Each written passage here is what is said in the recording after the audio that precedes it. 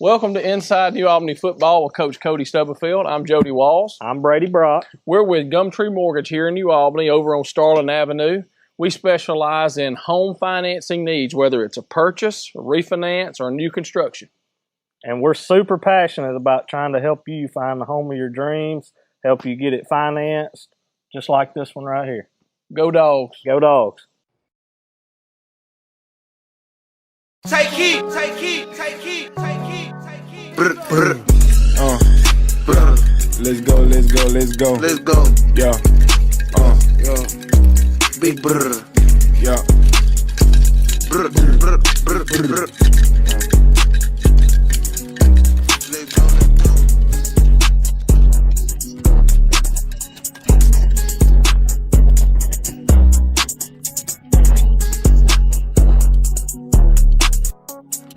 24 of 44 throwing. I had 495 yards of offense and 4 touchdowns. So great night, Braden. Appreciate you. Mr. Horn, we appreciate Tide Nutrition. Congratulations, man. Thank Look you. forward to seeing you again this week. Yes, sir. Got Edwamba, we're going there. Big rivalry. Coach, we got some sponsors this week. Who we got? Yeah, our sponsorship for the Coaches Show is Jody Walls and Brady Brock at Gumtree Mortgage.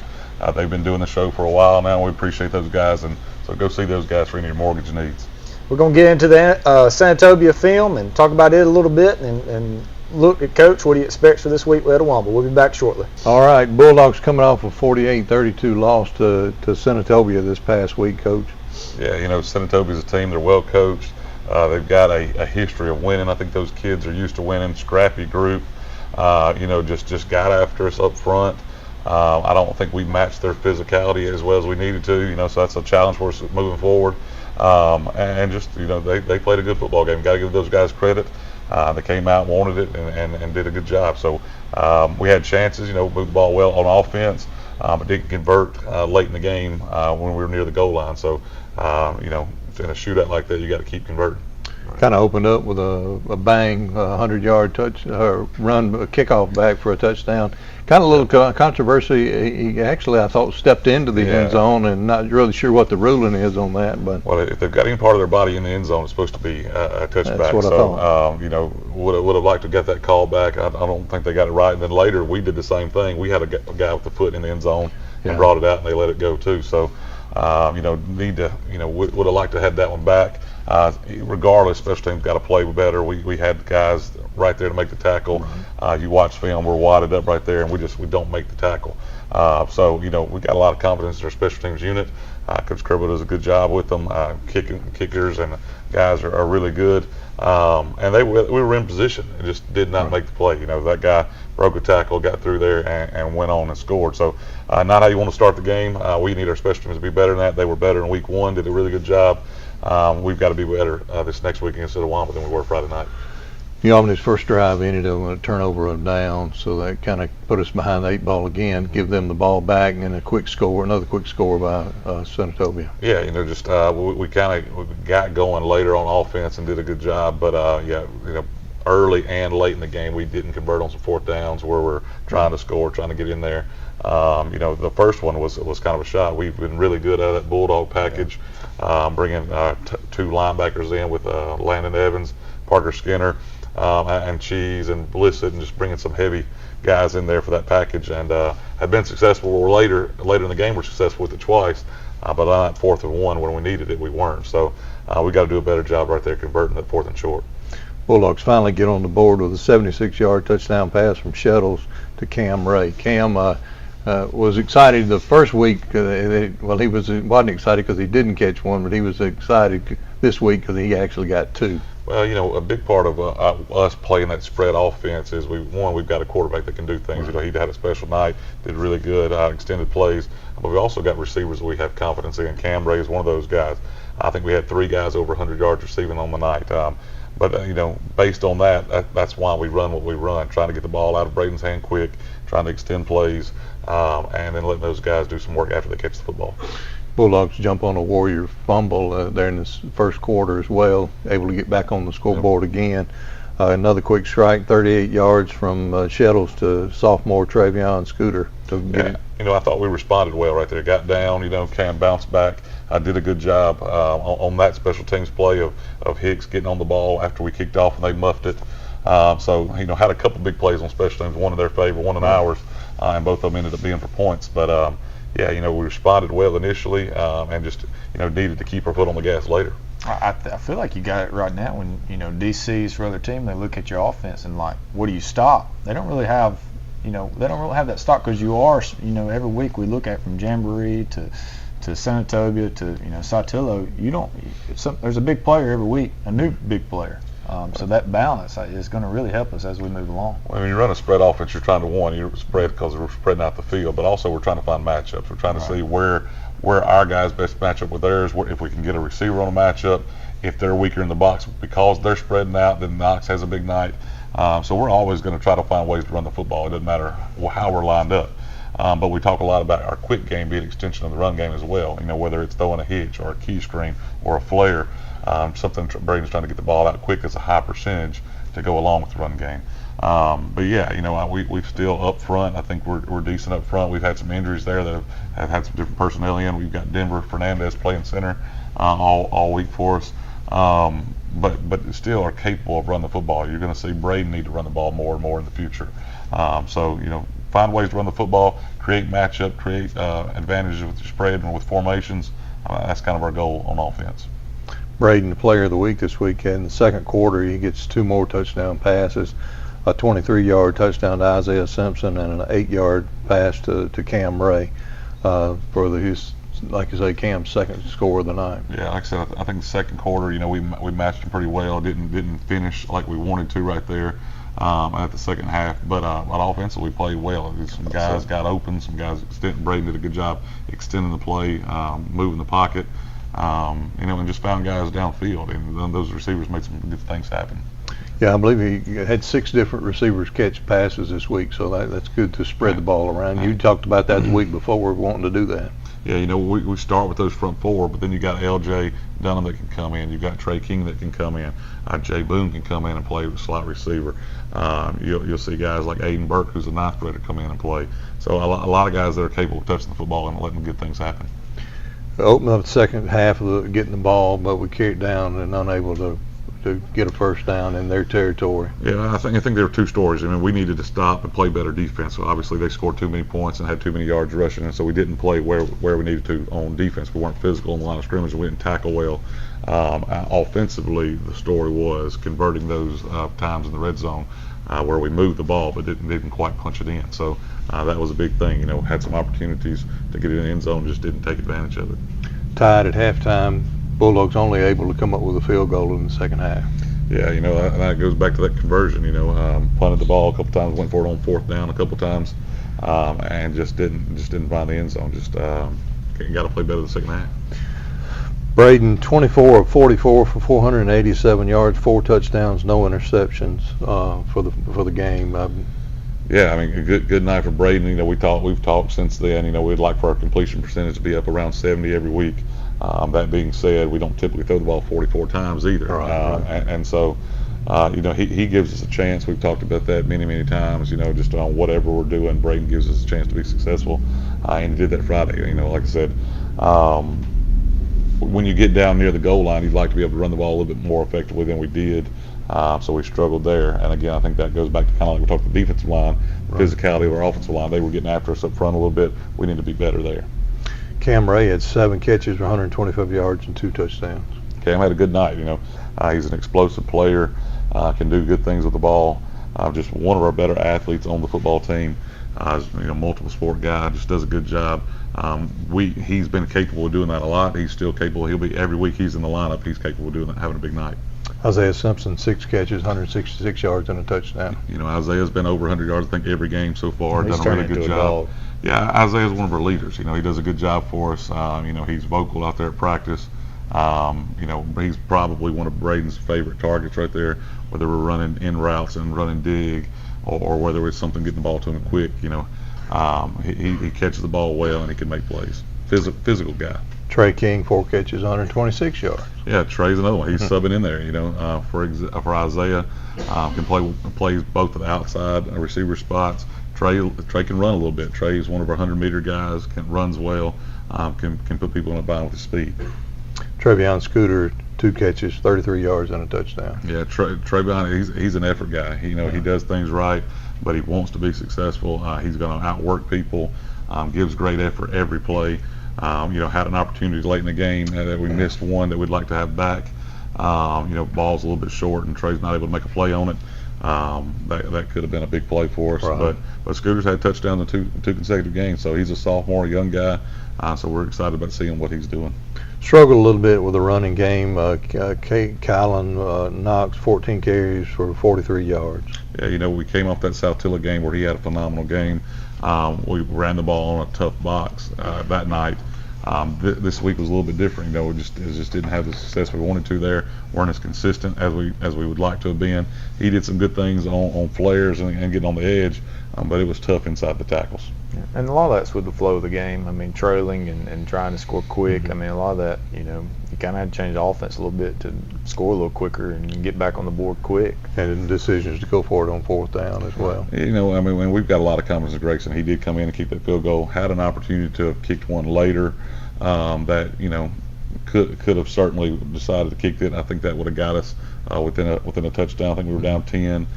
Decided to go for it just because of some of the success we were having offensively. And didn't convert. So that was one that could definitely have let Grayson go and kicked another one. But we just didn't do it. Didn't go that route at that time. I talked a little bit before we came on camera about the defense.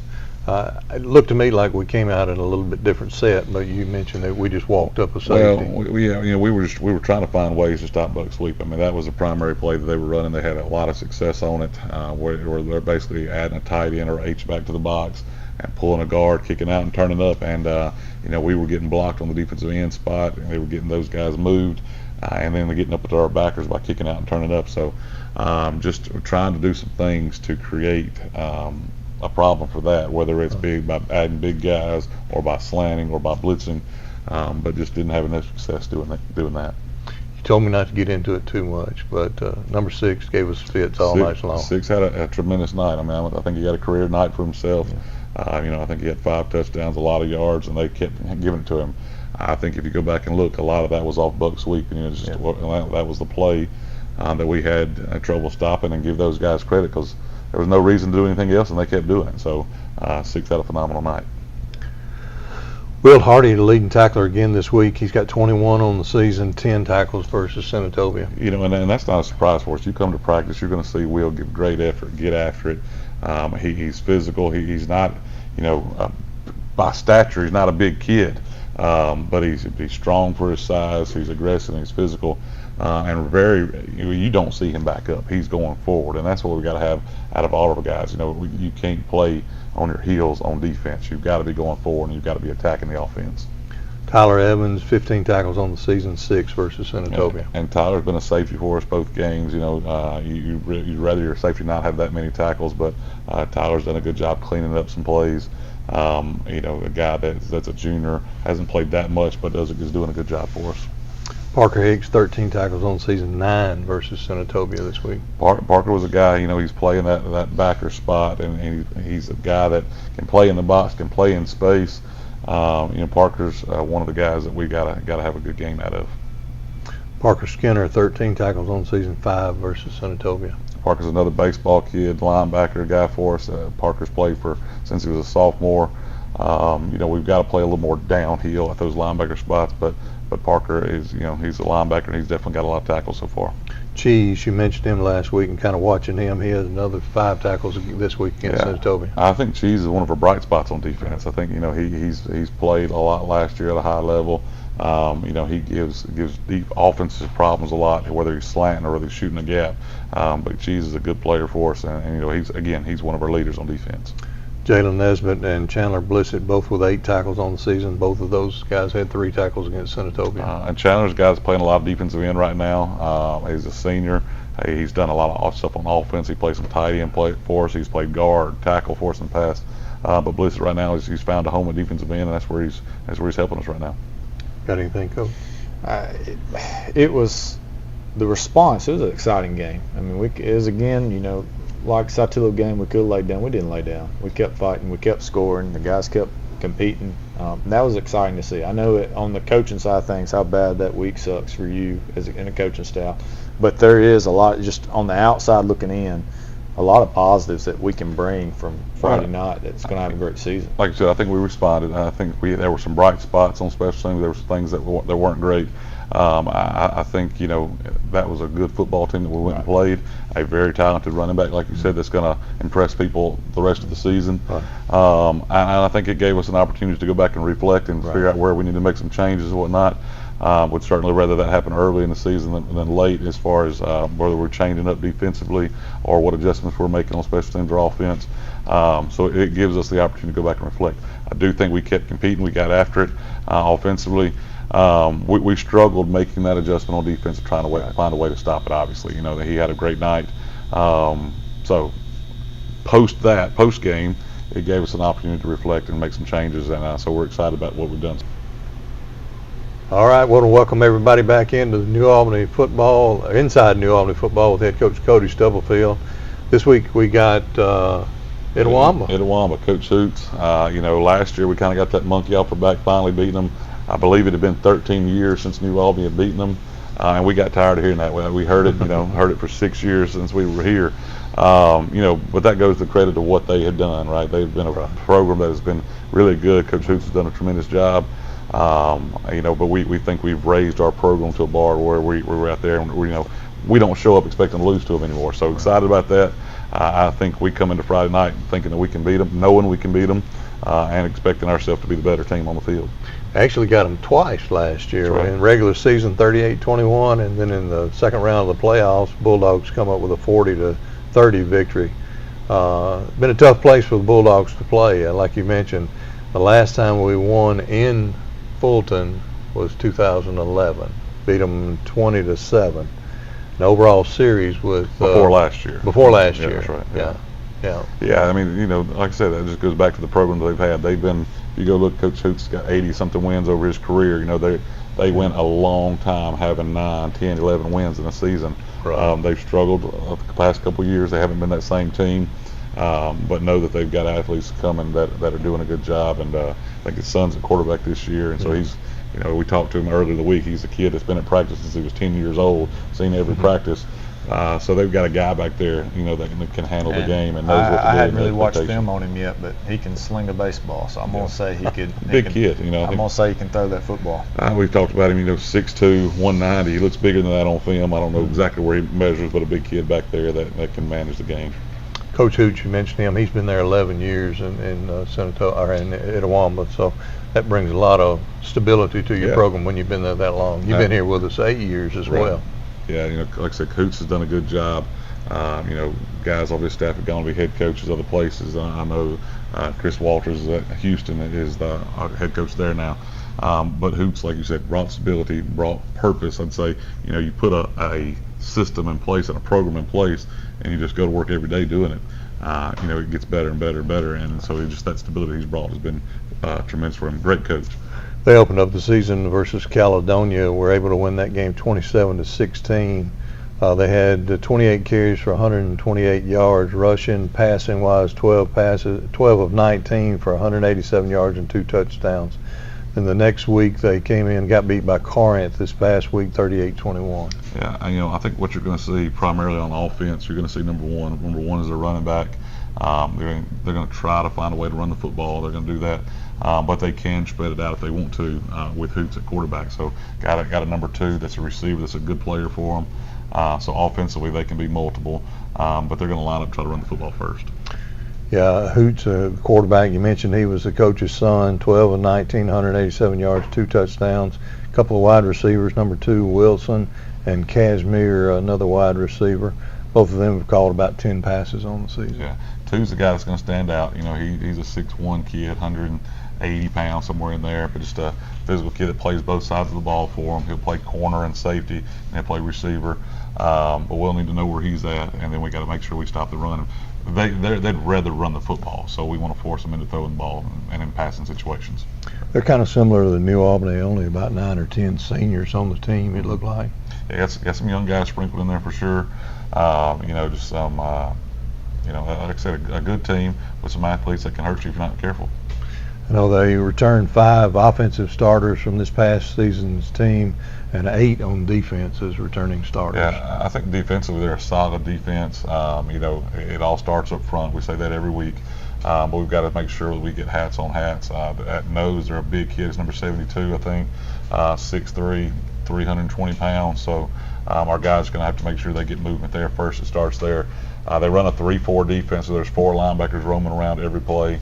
You know, you need to know where they're at. And typically in a spread team, those outside guys have to loosen up a little bit. So as much as they want them to be in the run game, they've got to worry about pass too. So that'll be a lot of what we look at. Are those outside linebackers, are they staying in the box? Are they getting spread out? Can we run the football with 5? Anytime we have 5 on 5 in the box, we need to be able to run the football. So that's something that you'll see us looking at throughout the game. A couple of linebackers, Neighbors and Gaston, I believe they played last year as well. So they also lost a linebacker last year. There was an Ole Miss commit, had a knee messed up during the game last year. Yeah, and that was Walters. It was Coach Walters who went to Houston. Like I said, his son is at Ole Miss. 7 though. I think 7 was Lewis. Is a guy that played a lot last year for him, and he's back. He's a guy that does a really good job. Number 4 is another outside linebacker that does a good job for him. 11 is a guy. So, I mean, they've got some really good players up there. The thing is, we've got some really good players too. We talked about them after the loss at Senatobia, guys. The locker room's still the same. We've still got a lot of talent in this locker room. We just got to go out and execute better. So, you know, excited about the matchup. I think we can move the football. We've done it both, like you said, both games last year. Had a high offensive performance. Had a lot of points on the board. And that's the expectation again this week. Early in the season, they're averaging 24 points per game, but they're giving up 27 points a game. So, to our advantage there. Well, you know, it's football simple. You want to score a lot of points. You want to give up very few. You know, we've scored a lot of points. I think our biggest thing right now is finding a way to stop people. You know, whatever we're doing on defense, you get guys that fly to the football, that are physical, that are aggressive, and that tackle well. So, you know, that's what the primary focus of this week is to get the right guys in the right situation, get them playing with the right attitude, and go start making plays. So, yeah. Give us an idea of what the Bulldogs have to do this week in order to pull off a victory against. You know, we've got to continue to move the ball offensively. We've got to convert better. You know, like I said, that was something that we did not do against Senatobia when we got down there near the goal line. Our red zone scoring was 33%, whereas the week before it was 100%. So that was the story of the game offensively. Defensively, we've got to get stops. We've got to do a better job on third down primarily and getting people off the field. But we've got to fly the ball. We've got to be more physical on the front and get guys down. We can't have yards after contact or missed tackles. JV had a game last night. JV lost a close one to Ripley last night. You know, we scored. We scored first. We went up 8-0. They scored and kicked the extra point. That ended up being the point in the game. We talked a little bit about it. You know, our officials out there, the kicking game is dead. Well, that's all well and good until points are at stake, right? And if you get to kick a field goal or an extra point and it's dead, well, I mean, that's not exactly what you'd like to see out there. So I hated that one point ended up winning the game for them. But, you know, JV is an opportunity for a lot of our guys to play. So we got to see a lot of guys out there. You know, when we line up in JV, we put 5 freshmen linebackers out there, and the look that we did last night, and just it was impressive to see the speed that they've got. You know, we've got a lot of linebacker bodies and kids that can go after them. So I got to see that. Offensively, got to see A.J. Kerbo back there throwing it around as a tough, scrappy kid, but also got to see some of those receivers make some plays. Kai McFadden made some plays. L.J. Dunham made some plays on some vertical balls. And that just speaks to the depth of our receivers like we talked about earlier. The little Bulldogs did pretty well last night too. Junior high had a good night. Junior high, our eighth grader got the win over Ripley. I think it was 26-8, something like that. So won pretty big. And got some players that we're excited about coming up. You know, those 8th grade group and what they'll add to the team next year. So they did. Junior high got a big win last night. You also have some smaller kids, even below junior high, that are playing. You kind of got it dealing with a little bit. Tell us a little bit about that. So on Saturdays, you know, the Shockers have been here for years, did a tremendous job. We've merged it with our high school program and with our overall program. We've got New Albany youth football going on this year, so they've got the same helmet that our high school does have. The uniforms are very similar. But it's 7 and 8 year olds play. Then there's a 9 and 10 year old team. There's 11 and 12. So Ray, my son, is 7. So on Tuesdays and Thursdays I get to go out there and practice after high school practice with them. On Saturdays it's keeping us busy now, so we get to go play. So they've played one game so far. They'll play another one this Thursday that got canceled from Saturday, and then they'll play again on Saturday. So it's fun seeing those little guys get after it. It's a different experience for me coaching 7 and 8 year olds, but they get pumped up and they're excited about it. So it's a fun experience. I'm glad those guys are there, and it's a program that we want to grow. We want more kids involved in it. I think those guys getting to start playing and then playing games and starting to figure it out. They're getting more physical. They're getting exposed to it earlier. And the big thing is I think they're having fun doing it. So you ask them, you having fun, they're yelling, yes, sir. And so it's been a good experience. It's good for the program as well to have the same terminology they've used to since they're 9 and 10 years old all the way through. Well, we just want them to have a lot of pride in playing football at New Albany. We want it to be, New Albany kids with a New Albany NA on their helmet with maroon and white. And it being one big football program. So that's the goal. That's what we've got going. We want to grow it next year. We want more kids involved. Financially, we're trying to keep the cost of it as low as it can be so that it's open to everybody. So if you've got a 7 through 12 year old, if they're not playing this year, make sure they come out and play with us next year. Coach, tell them how you do your sign up for that. How does that process like? Typically we'll start sending that out there in March because they'll start practicing in June. They practice 1 day a week. In July they picked up to 2.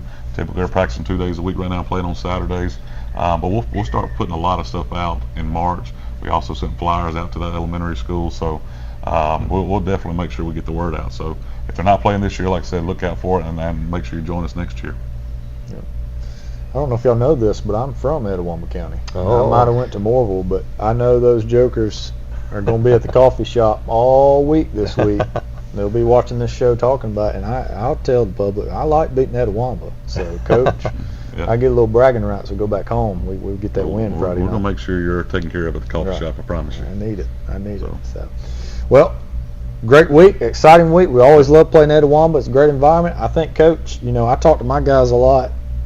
This game right here kind of prepares us for playoffs. This is a really good, you have those games that give you that playoff atmosphere, that playoff talent, and the one you can learn from that really helps you, late in the season to get wins. So. Well, it's another good 4A opponent. So, like I said, they'll be there when playoffs come around. It'll be a good game and a good challenge for us. Yeah. Well, best of luck, Coach. Thank you. Best of luck. See you Friday night, guys. What's up, Bulldog Nation? We're going to do a little round table right here with our QB1, Braden Shettles, our wide receiver 1, Isaiah Simpson. We about to hit some records this year receiving, guys. What do y'all think about that? It's fun. It's going to be fun. I think, personally, and next year on Saturdays, I'm going to be watching you two. Can y'all talk about that recruiting process for me? Where you at with that? So I'm down to 2 schools, really, Murray State and Arkansas State. I'm going to check out Arkansas State this weekend. I'm just going to...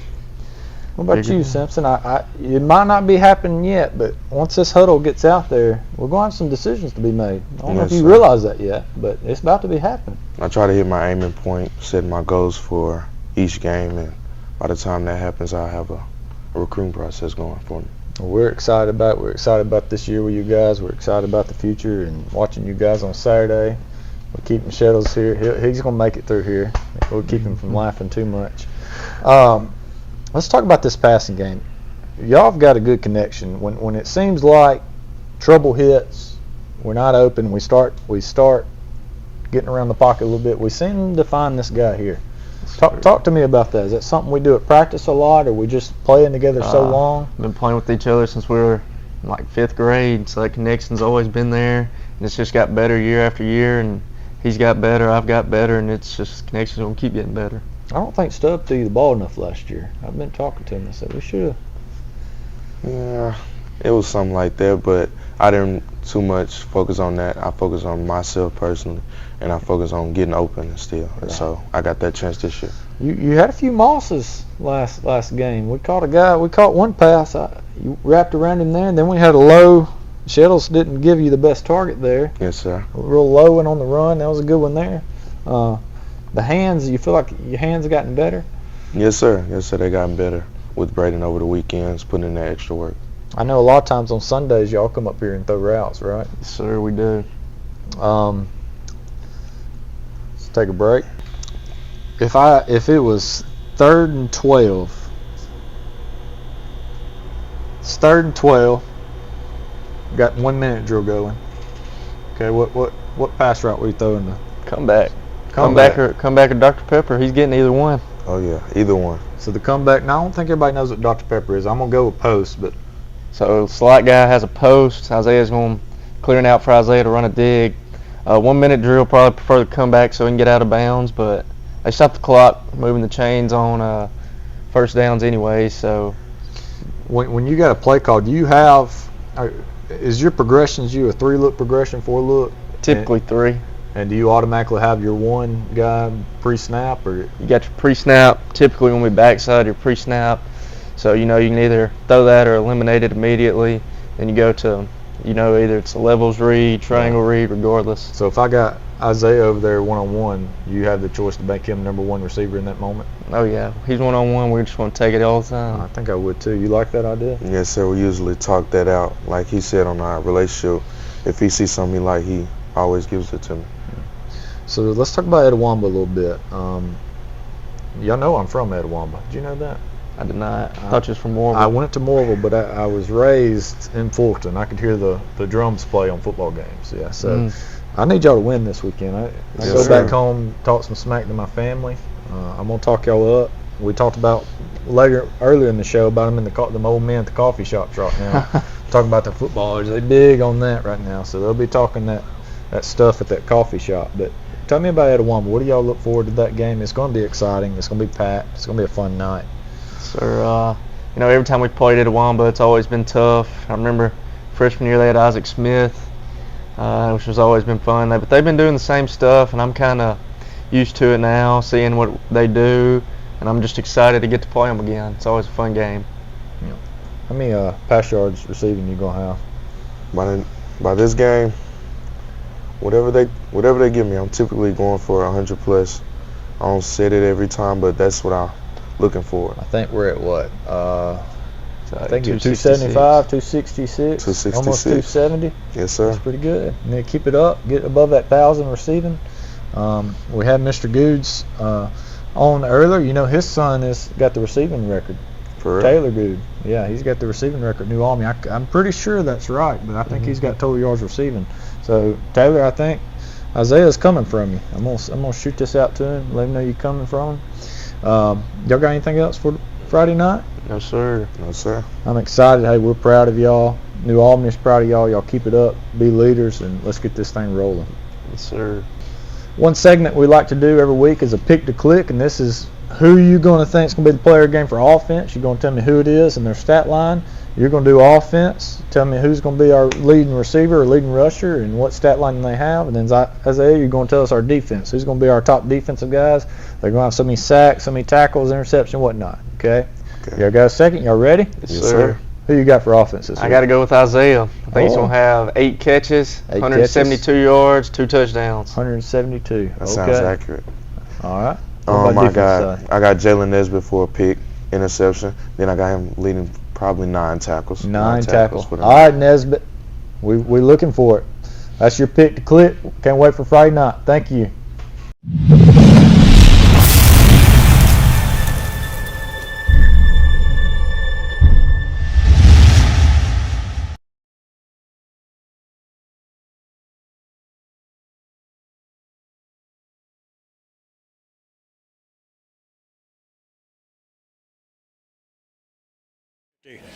And you come into a game like we are tonight, 1-1, having given up almost 90 points so far this season. This is when you start developing your identity of what kind of football team you actually are. Well, and this is a real test here, okay? Itawamba, like I said earlier, Itawamba has a good football program. They've had the better hand with us throughout the years.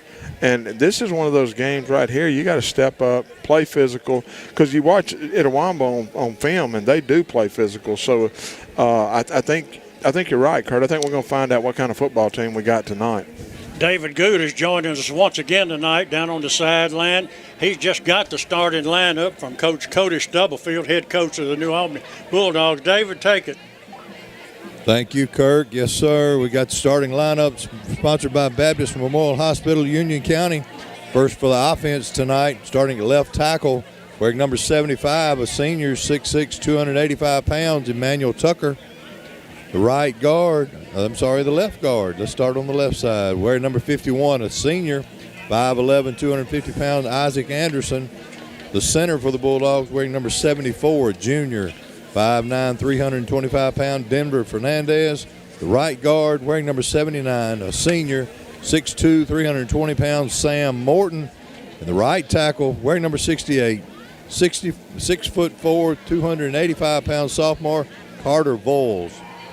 The wide receivers for the Bulldogs, on the left side, wearing number 7, a sophomore, 5'10", 150 pounds, Trayvon Scooter. In the slot on the left, wearing number 12, a junior, 5'10", 145 pounds, Xavier Coleman. On the right side, wearing number 16, a senior, 6'1", 190 pound, Isaiah Simpson. And in the slot on the right, wearing number 4, sophomore, 5'10", 155 pound, Cam Ray. H-back for the Bulldogs tonight, wearing number 5, and also a senior, 5'8", 215 pound, Parker Skinner. The tight end for the Bulldogs, wearing number 38, a senior, 5'10", 205, Chandler Blissett. Running back for the Bulldogs, wearing number 17, junior, 5'10", 155 pound, Kylan Knox. And your quarterback for the Bulldogs tonight, wearing number 2, a senior, 6'2", 190 pound, Braden Shettles. That's your offensive starters. We'll be back after these messages with our defensive starters. At Baptist Memorial Union County. Does shelter insurance cover shiny red cars? Yeah. What about purple vans? Also, yes. Monster trucks? What's going on, son? From shiny red cars to purple minivans, you can count on Shelter's local agents to help you protect what matters most.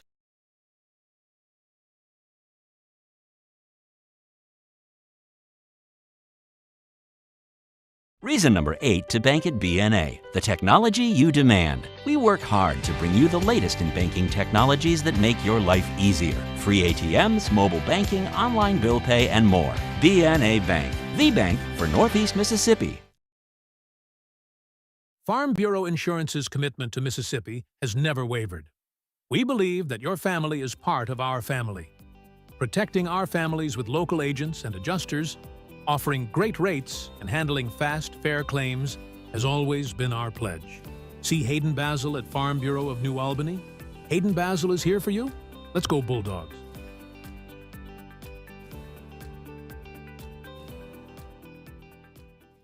It's finally game time. The smell of the fresh cut grass, the sound of the drums as the band gets ready to perform, and of course the roar of the crowd as our hometown New Albany Bulldogs enter the field. Jody Walls and Brady Brock with Gumtree Mortgage here in New Albany remember those days and agree they were some of the best. They also want your mortgage experience to be the best as well. They pride themselves on excellent customer service and establishing a personal connection with their clients. They also have the knowledge and programs to fit your mortgage needs. So whether you're building, buying, or refinancing your current home, they want to help. Call them and set up an appointment today. Jody Walls and Brady Brock with Gumtree Mortgage. Let them help make your dreams come true. Go Dogs!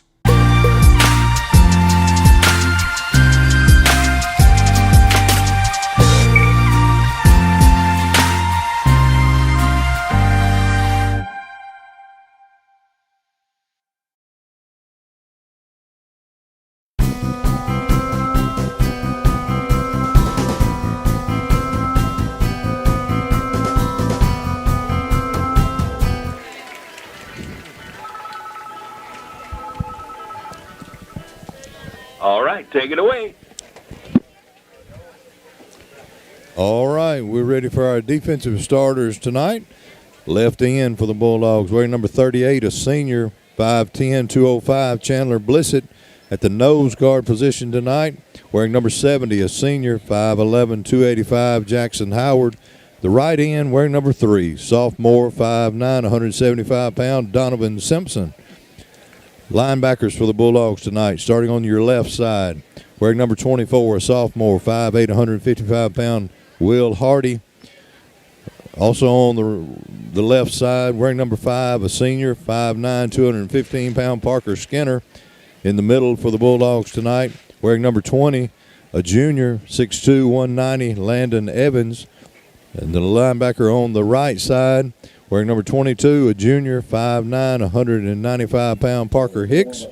The outside linebacker on the right, wearing number 10, a junior, 6'1", 185, Trey King. Secondary for the Bulldogs tonight, playing left corner, wearing number 15, a junior, 5'8", 145-pound Jay Boone.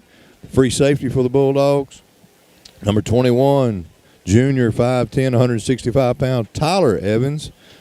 And then the free safety spot on the right, wearing number 14, a senior, 6 foot, 165-pound Jalen Nesbitt. Long snapper for tonight's game, wearing number 6, sophomore Josh Kerbo. The holder for extra points and field goals, wearing number 37, junior Caleb George. And our kicker and punter, wearing number 80, a junior Grayson Alexander. And that is your Baptist Memorial Hospital Union County starting lineups. We'll be back with our kickoff after these messages. Go where the professionals go. Union Lumber Company has been around since 1902. Whatever project you're trying to tackle, let us take care of getting you what you need to get it done. Quality materials, low prices, and the tools to finish the job. Call our store, check out our Facebook, or email us today. Let's go Bulldogs.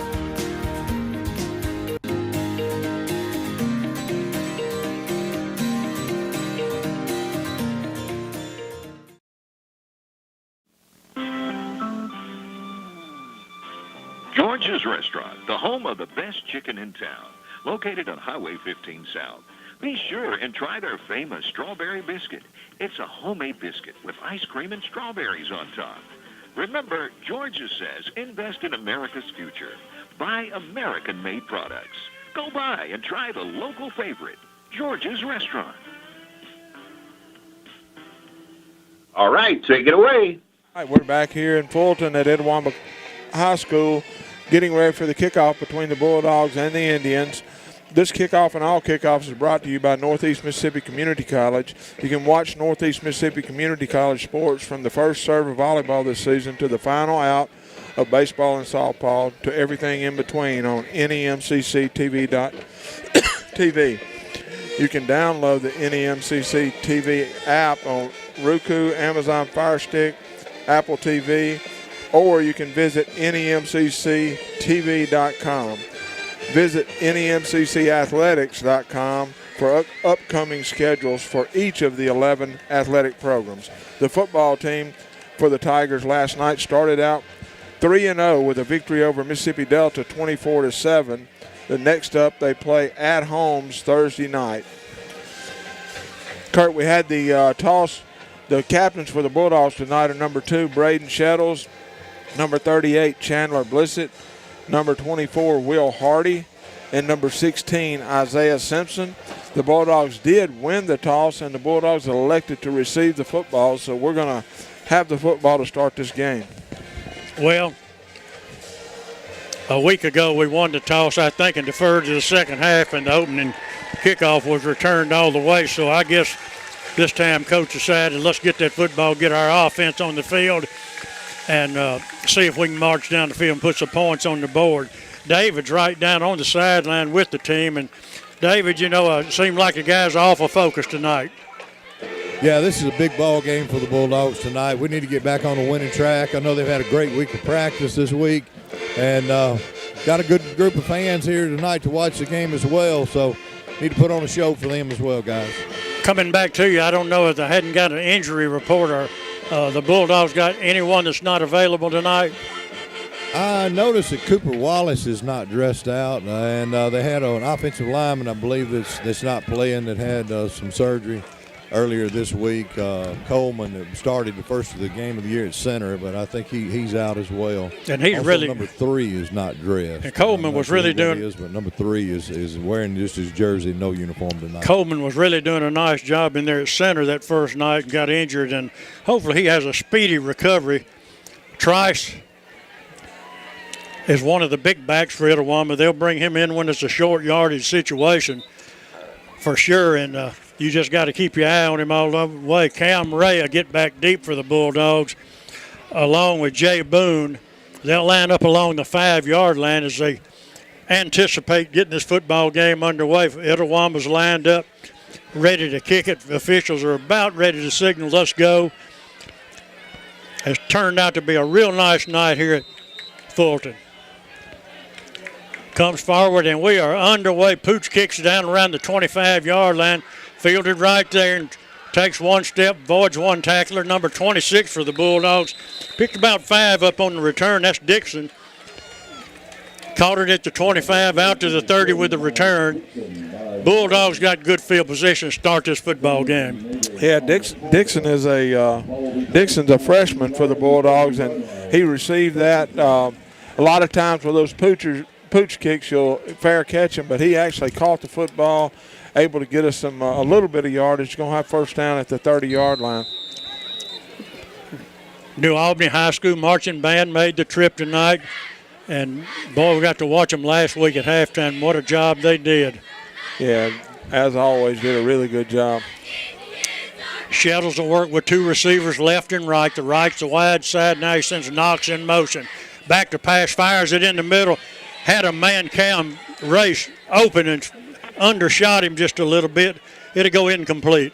Well, we sent Kylan in motion out to the right side, and it actually drew somebody out of that zone there where Cam ended up, and Braden just didn't get enough juice on it to get it to Cam, threw it kind of at his feet.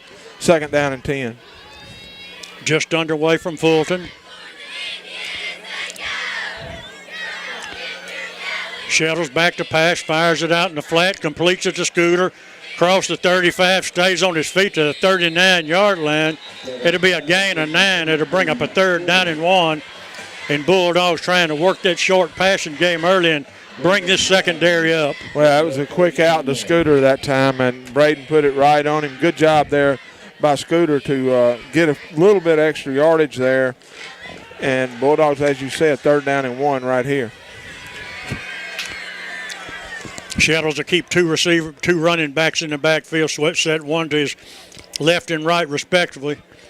Hands it to number 33. He's going to be stopped short of a first down. He's going to lose 4 yards on it, and just nowhere to go over there. They had to break down on the line of scrimmage, and Burke had nowhere to go. Well, there was a lot of black jerseys in the backfield on that particular play, and Braden, his job there is to read that, and if they're going with the running back, he should pull it, and he didn't pull it that time. He left it with the running back. Nowhere to go. Big loss, 4th down for the Bulldogs. 4th and 4. Grayson Alexander come on to punt the football away. Kerbo will do the snapping.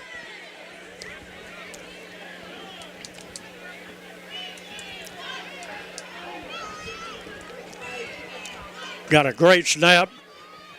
High towering kick. Now it's going to tumble a little. It's going to take a Bulldog roll inside the 25. Picked up at the 21. Breaks, sidesteps one tackler out to the 30-yard line. We've got a ball on the ground. They're going to call it. They're going to give it to the Bulldogs. They did recover it. I thought they were going to call it dead, David, but they gave it to the Bulldogs.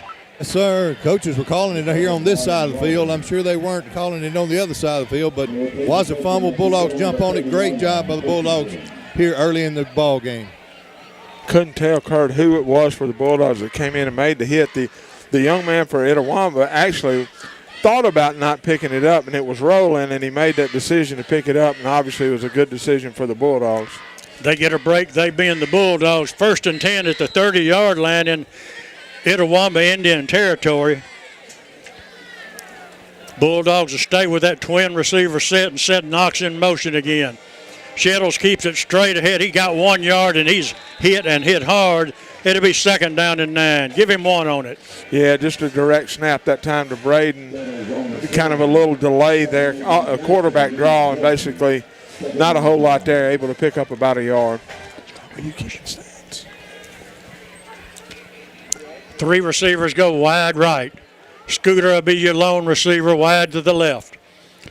Shettles hands it to Knox, looks inside, bounces out, nowhere to go. He might have got another yard out of it. It'll be all he'll get. It's going to be third down and 8. Just nothing there, Kurt. They are Itawamba is just winning at the line of scrimmage right now, unable to get any gaps to run through. Indians working with a 3-down lineman set. Shadows looks it over, tries to pull the Indians offside, got a little movement, but no flags.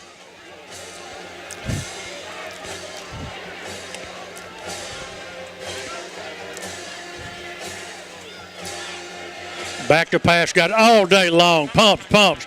Now he's rolling to his right, pointing away, and it's almost picked off at the 10-yard line. It'll go incomplete. It'll be 4th down. I think the Bulldogs may be in field goal range, actually, Keith. 30, it'd be a 47-yarder. I'm not sure. That might be a little long for Grayson. I think we're probably going to send a heavy set in and go for it's what we're going to do. No, we're not. We're fixing to try a 45-yard field goal. It's exactly what we're going to do. Got somebody running in. Collins running in late. I guess we got the right amount of folks on the field. Caleb George does the holding for the Bulldogs. Kerbo does the snapping. Ball's placed on the left hash. Good snap. Good hold. It's up. It's high. It's long. And it's good right through the middle. 45-yard field goal by Grayson Alexanders. Bulldogs go up 3-0. Take that. Wow. Really good kick there by Grayson for sure. 45 yards. I'm going to say that's probably about the max that we're going to get out of him, and he hit that one really well. Good job there getting us some points on the board. We're going to hold it right here. As you said, Keith, that's about the max. It looked like about a yard left, and otherwise it would have been short. David? You're exactly right. And I was telling Dennis down there on the sideline that I didn't think it got through the goalpost, but officials both shook their heads and yes, sir. Good job by Grayson Alexander to get the Bulldogs up early.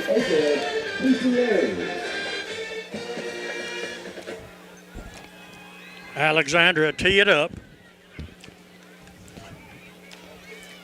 as the Bulldogs take a 3-0 lead early in this football game. 8:58 remaining first quarter.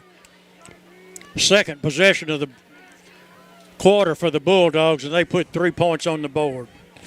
Kurt, this kickoff and all kickoffs is brought to you by Northeast Mississippi Community College. If you want to keep up with Northeast athletics, go to mencctv.com. Bulldogs huddled up, waiting on officials to give them a okay to kick it. They're going to onside kick it is what they're going to do, and it's going to. Oh, gosh, get the ball. Oh, Lord, we had a chance to get it. Almost got it. Number 12, Coleman, dove for it. Couldn't quite get it before it went out of bounds. First down for Itawamba. Wow, what a really nice kick there by Grayson. I mean, as you said, Xavier had a chance to get it, was running full speed, just unable to scoop it up, get on it. Itawamba was able to get on it. First down from the 35-yard line, trailing this game 3-0 with 8:58 left in the first quarter. Indians will start out with a 2-back set. That'll be Waters and Trice. Hoots will be the quarterback, and he sends a man in motion. He's back to pass. Bulldogs coming with pressure. Hoots gets it away as he goes down to the ground, coming on a linebacker blitz, and just did all he could do to get rid of the football. Yeah, good job there. Bulldogs, as David said earlier, are starting some more linebackers than we are linemen tonight, and I believe that was Evans, number 20 for the Bulldogs. Landon Evans coming in, putting the pressure. Handoff off the right side to Waters. He's going to get 7 yards on it. It'll be 3rd down and 3. Again, went to that outside, Kurt, on their right side, our left side. Looks like the Bulldogs got another linebacker in the game than they've been using, and it plunges straight ahead, does Trice, and he's going to be close to a first down. I believe he's going to have it, Kurt. Yep, they're moving the chains. First down for the Indians.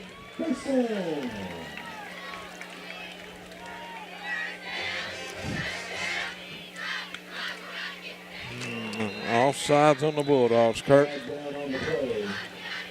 Hoots, the quarterback for the Indians. He's a 6'2", 190-pound quarterback. Back the Bulldogs up 5 yards. And the Indians stay ahead of the chains.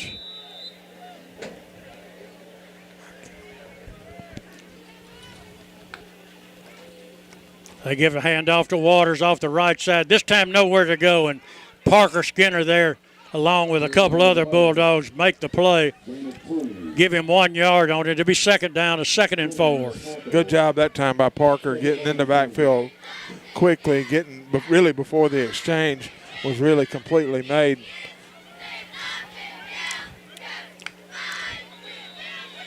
We've got a stoppage, and we've got whistles. We've got a stoppage of play, and we're going to have illegal procedure on the on the Indians.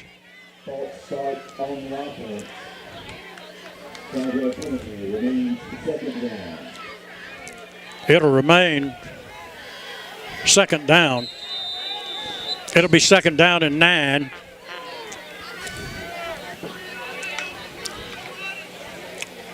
Hoots back to pass, looking in the middle. It's intercepted by the Bulldogs at the 35-yard line. Across midfield, down the field at the 40. Picks up a blocker at the 30.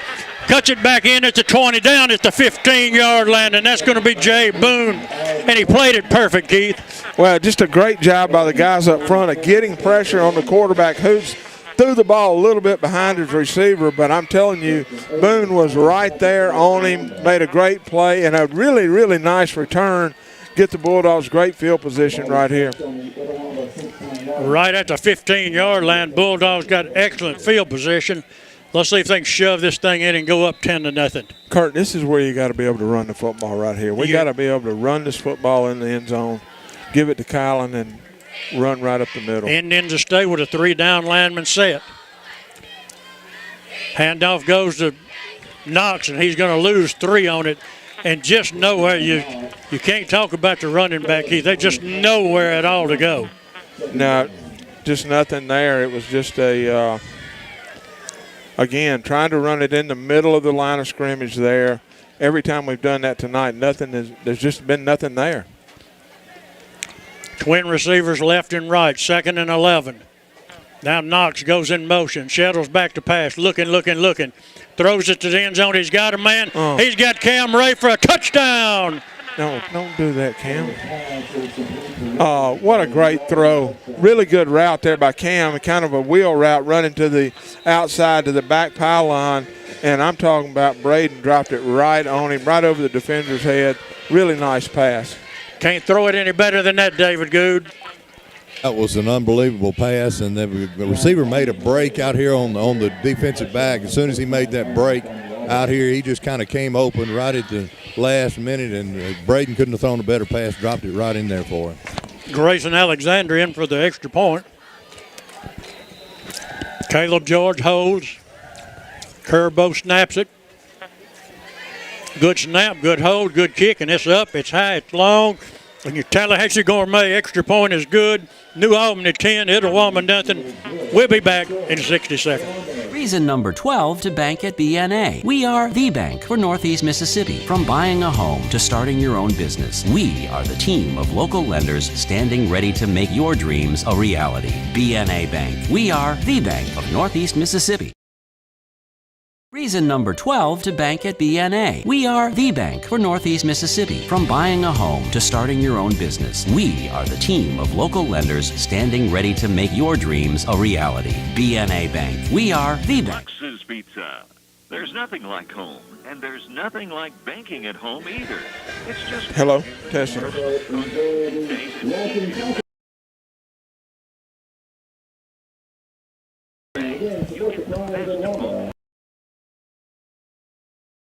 Plus high touch that makes it human.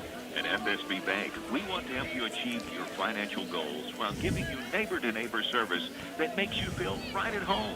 FSB Bank. Pursuit.com. Member FDIC. All right, take it away. All right, we're back here in Fulton. The Bulldogs have taken a 10-0 lead with 6:47 left in the first quarter, and getting ready right here for I thought we got a penalty on that, Kurt, because that's not where we normally kick off. We're kicking off from a 25-yard line, and Grayson's going to come up and kick it. Going to kick a high towering kick, going to come down at about the 15-yard line, and he called a fair catch, and the ref called him on it. Sure did. Great kick right there by Grayson. With the penalty, we're going to end up getting a 5-yard less than they would get normally if they just had it at the 20. So good job there by Grayson.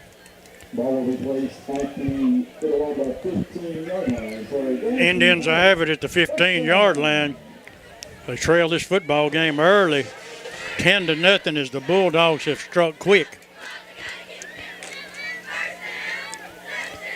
Now Hoots, the quarterback, brings his team onto the field. He's going to kind of work with a man in the slot to the right and a wide receiver wide right. Tries to run a little read option. Nowhere to go. He got the line of scrimmage. Might have got 1 yard out of it, Keith. Yeah, we'll give him one. It'll be 2nd and 9. Well, good job there again by the defense of getting penetration, getting in the backfield. The running back was able to make a couple of Bulldogs miss, but there was a party there by the defense, able to get him to a minimal gain. 2nd down and 9. Hoots back to pass again. Got time. He's looking in the middle. Overshot his receiver along the 28-yard line. Had a step on his defender, but it goes incomplete.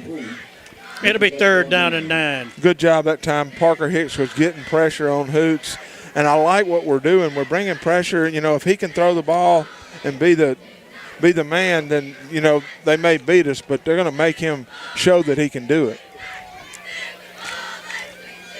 Bulldogs go to a man-to-man coverage, throw it over the middle. Had a man in the middle open, couldn't hit him. Goes incomplete. It'll be 4th down. Itawamba have to punt this football away, trailing 10-0 with 6 minutes still remaining first quarter. Well, Hoots that time, it was like they had a little tight end delay or something running that time, and he had him wide open. We did have a safety back there, but he wasn't going to stop him from getting the first down, and Hoots just missed the receiver. They'll check the punting team on as the Bulldogs get Cam Ray back along their own 44-yard line. High snap, does a great job just to get it away. Now it's going to take a Bulldog roll, and New Albany's going to wind up with the ball on the 22-yard line, and if my eyes aren't deceiving me, that's a 6-yard punt. I don't think they are. The snap.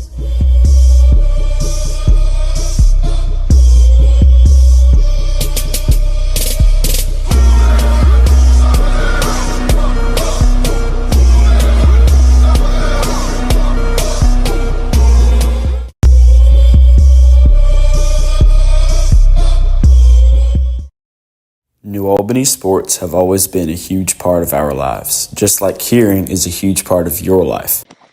Whether it's the clash of the helmets or the cheers from the sidelines, the sounds of fall are the sounds of life. Our dads, Clay and Drew Hardy, are committed to making sure everyone hears all the sounds of life.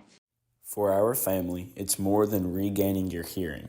It's regaining your life. Call today for a consultation and get back in the game of life. Drew Wheeler and the New Albany Broadcast Journalism Department bringing you the live stream tonight. Hunter, Noah, Layla, Neva, all of them doing a good job with the camera work. As Shettles brings a man in motion left or right.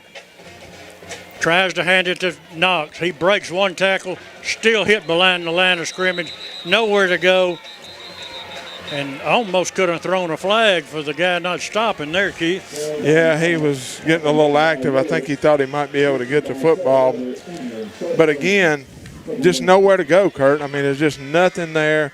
We are not getting any kind of movement up front on the run plays. Bulldog offensive line is just not making it happen up there right now. You might think they were stacking the line defensive box, but they're not. No. Shettles back to pass. He's looking, got a man flare, and that's going to be Knox. Hits him on the run at the 20. Down inside the 12-yard line. It'll be a first down. They're going to mark it right at the 10. Well, not enough can be said about that route that Kylan ran there. He ran a route where he opened it up where Braden had just an easy shot to him. You know, if you run that route more a straight route, it makes it a harder pass. Braden dropped it right on him, easy first down. I love seeing that play right there by the Bulldog offense. Bulldogs will send Simpson and Scooter wide to the left. We've got a timeout on the field. We got a New Albany Bulldog timeout, and we'll take it with them. We'll be back in 60 seconds. Farm Bureau Insurance's commitment to Mississippi has never wavered. We believe that your family is part of our family. Protecting our families with local agents and adjusters, offering great rates, and handling fast, fair claims has always been our pledge. See Hayden Basil at Farm Bureau of New Albany. Hayden Basil is here for you. Let's go Bulldogs.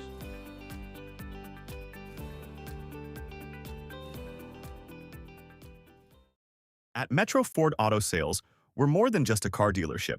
We strive to support our community, and we're committed to delivering the very best customer service, specializing in new Ford sales, used vehicles, financing, and service. Visit Metro Ford Auto Sales today. Owned and operated by Byron Irby. 1000 Barnes Crossing Road, Tupelo, Mississippi. Call 662-841-1000. Email mbmetroford@gmail.com. Or find us online at First down at the 10-yard line for the Bulldogs as Shettles lines his team up.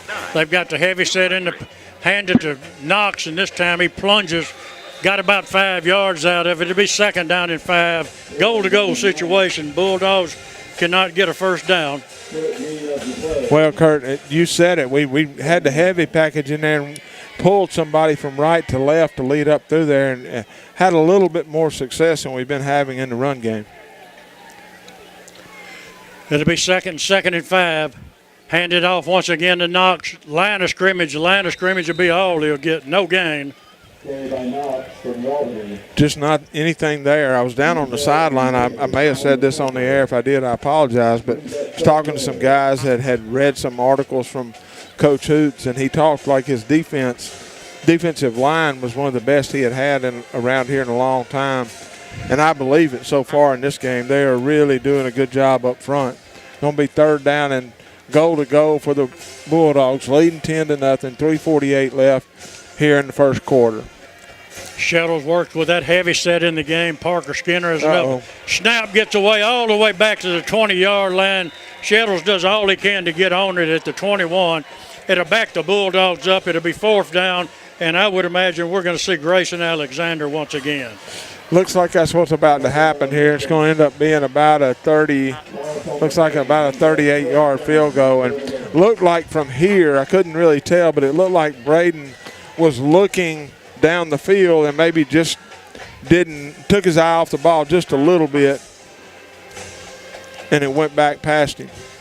It'll be a 28. It'll be a 38-yard field goal attempt. Good snap and good hold. It's up. It's high. It's long. And it's good. Bulldogs go up 13-0. We'll be back after these messages.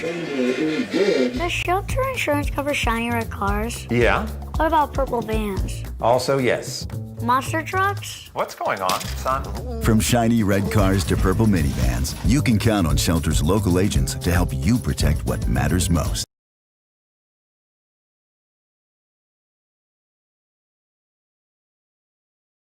And learn more how Farm Bureau Insurance can save you time and money. That's Justin at 662-534-4771 or visit favorrates.com. Want some great barbecue before or after the game? Or for that matter, anytime. Located at the intersection of Bankhead and Highway 15, just across from the New Albany Post Office, they have all kinds of barbecue made fresh daily. And now try their barbecue chicken and beef brisket. Manning's Barbecue will cater your next special event or get you ready for that big tailgate party before the game.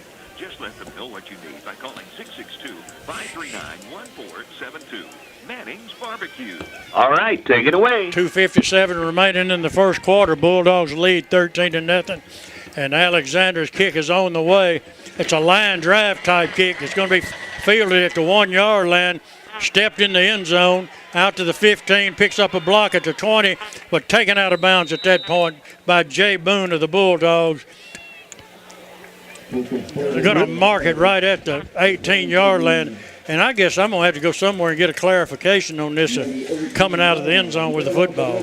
Well, obviously we're wrong, and we were hard on those guys last week because that guy was obviously in the end zone for Itawamba, and the head ref was standing right there, and he waved it on. So we were obviously wrong last week. But good job of coverage there, and a really good kick by Grayson. Got him starting inside the 20 again. Hoots kind of sets a heavy set, got a wing-back type guy. Now he shifts him from left to right, lines him up as a tight end, hands it off the right side, and this time he's got nowhere to go. 3 Bulldogs there. Foster, 55 for the Bulldogs, and Evans there on the tackle. Nice job by the Bulldog defense. Good job there. As you said, Foster made the initial contact, and then Alan White was in there, number 55. Cheese Howard was in there. Good job of the guys up front. Calhoun City's taking a first quarter lead on Winona, 12-0. As Hoots is back to pass, fakes it off the right side, throws a bullet. He dropped it. He was going to go to the house with it, Keith. He had a step on Jay Boone, but he dropped the football.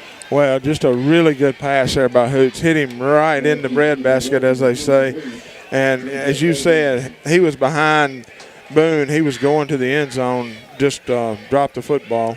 Fortunate for the Bulldogs. They're going to be 3rd down and about 13 yards to go for the Indians.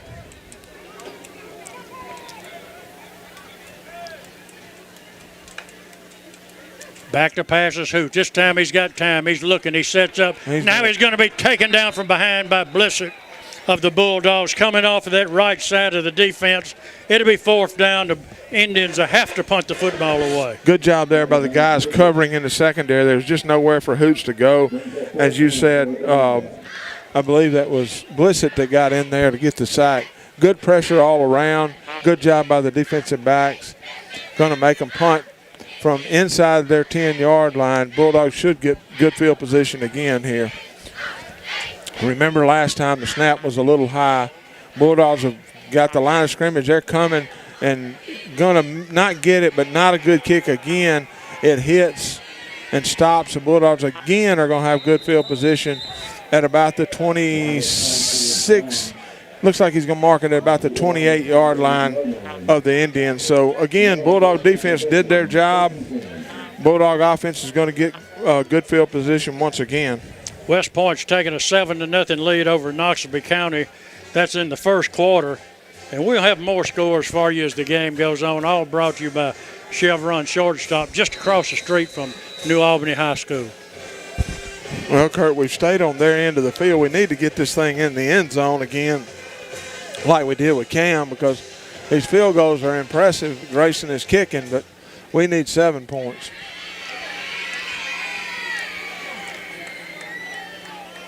Bulldogs bring Coleman inside. They try to pitch it to him on a speed sweep. He picks up a block, got a little running room, going to gain 9 yards on it.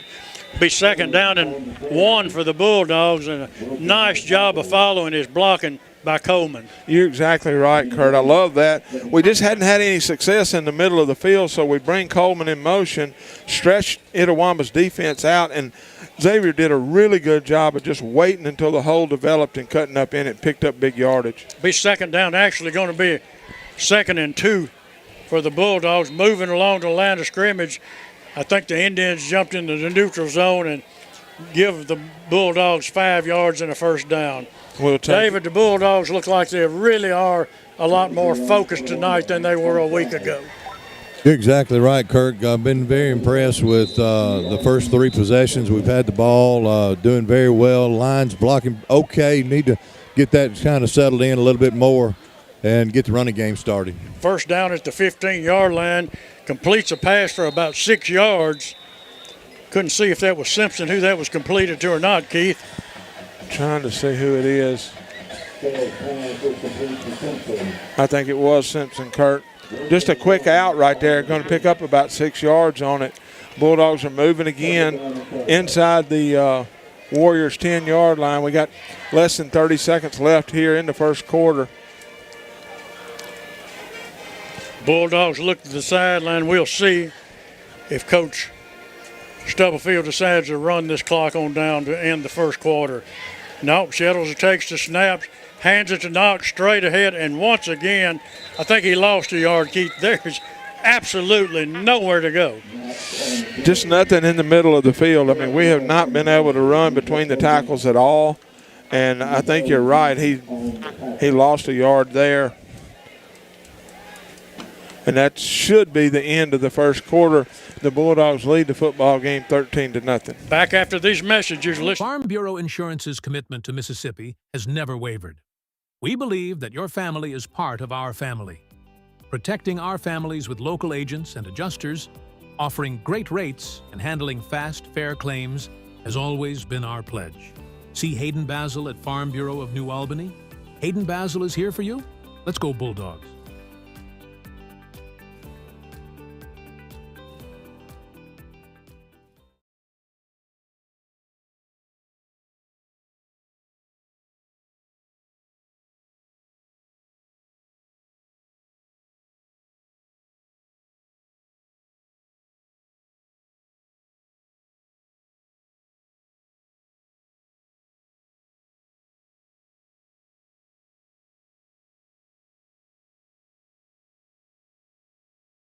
Reason number 8 to bank at BNA, the technology you demand. We work hard to bring you the latest in banking technologies that make your life easier. Free ATMs, mobile banking, online bill pay, and more. Ball game 13-0. Have possession of the football at about the 10-yard line.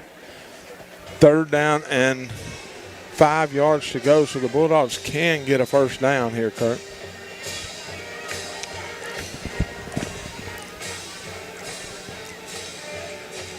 Shettles fakes the handoff, keeps it straight ahead of himself.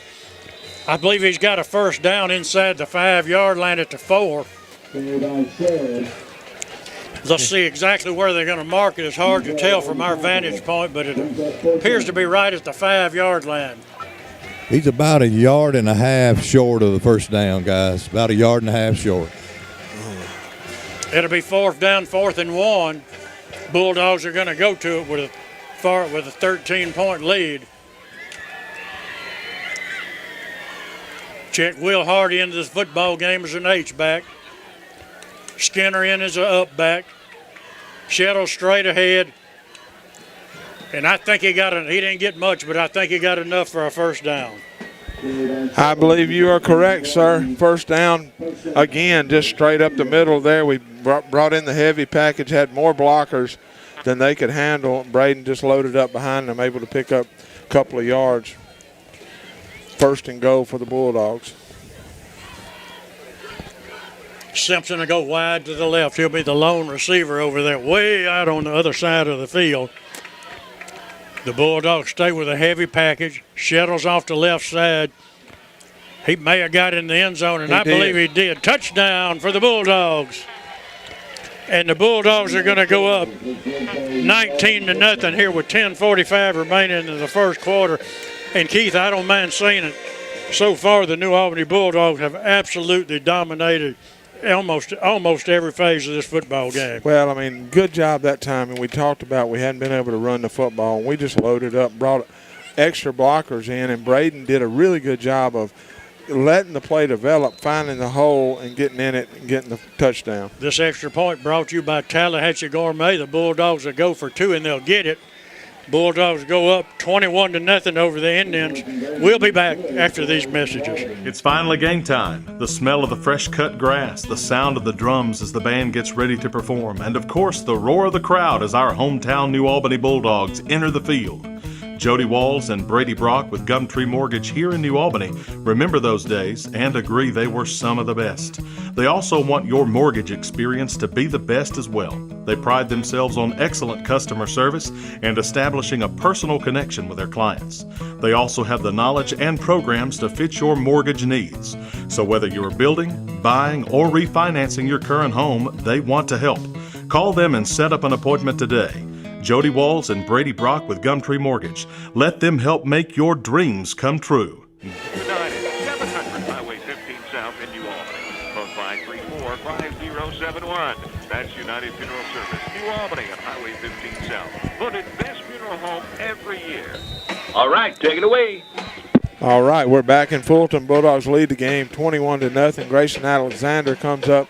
He's going to kick another towering kick, going to come down, going to go into the end zone. The Indians are going to let it go into the end zone, and they're going to come out to the 20-yard line, 1st and 10. Isn't that what we determined last week, Kurt? We were right. I think that's right. 20. That kickoff and all kickoffs is brought to you by Northeast Mississippi Community College. Watch Northeast Mississippi Community College sports from the first serve of volleyball this season to the final out of baseball and softball to everything in between on NEMCC TV. Well, you're exactly right, Keith. It'll be first down at the 20-yard line for the Itawamba Indians, and they've been absolutely unable to put any kind of sustained offense together at all. In fact, I don't believe they've got a first down in the ball game. Hoops back to pass, throws a little screen, tries to pick up a block out across the 25 to the 27.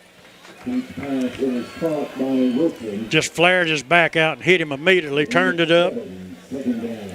Good pass there by Hoots. Good play by Edwama to get this drive started. Pick up 8 on it, maybe 7 on it.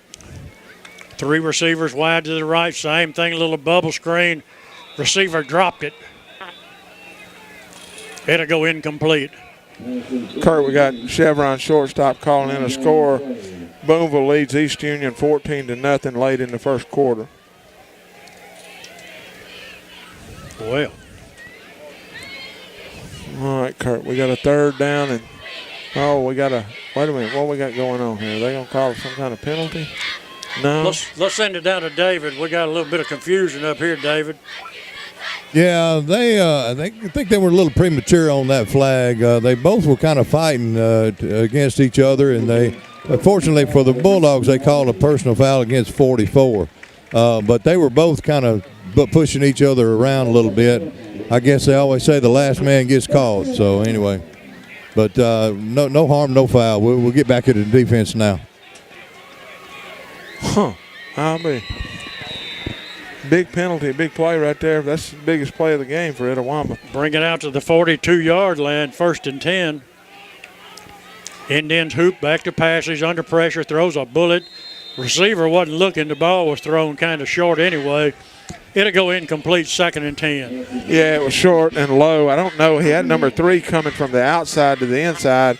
It was almost like the inside slot receiver, number 2 for them, was kind of running a little pick play there almost because he never even looked for the ball. Yep, I agree with you.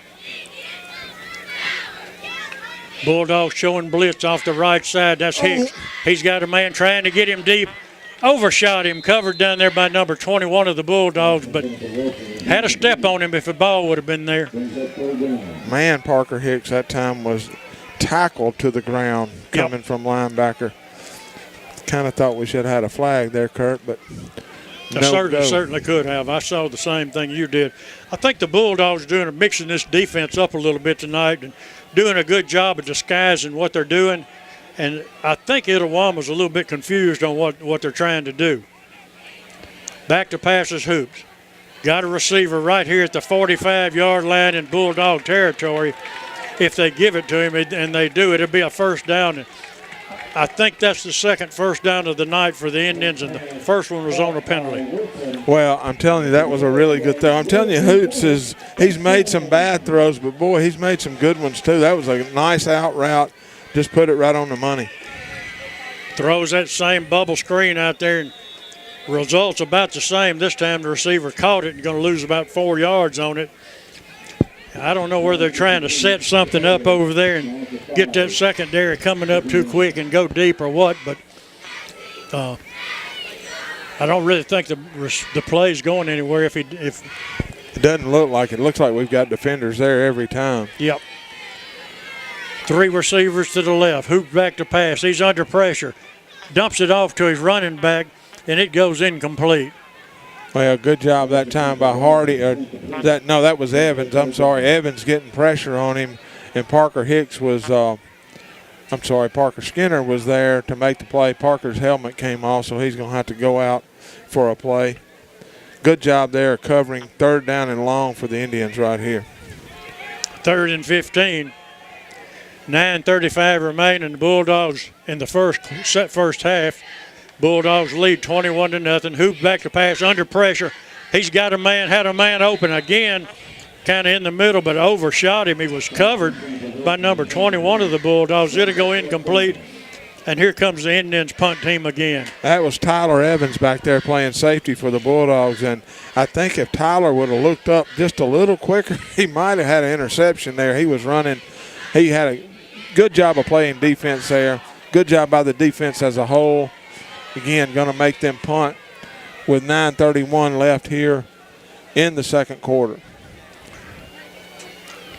I think this is Weigel that does the punting for the Indian number 24. This time he gets a pretty nice punt off, and it's going to take an Indian roll inside the 10 to the 7-yard line, fielded by Cam Ray of the Bulldogs. And I'm not sure, Keith.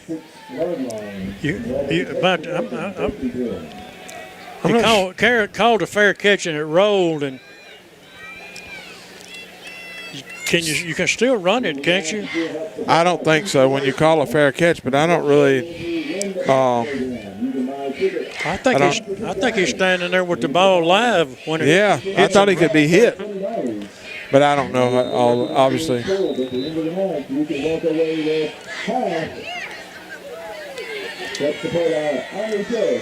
It'll be first down for the Bulldogs.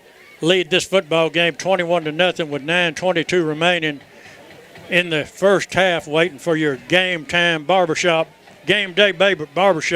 halftime report.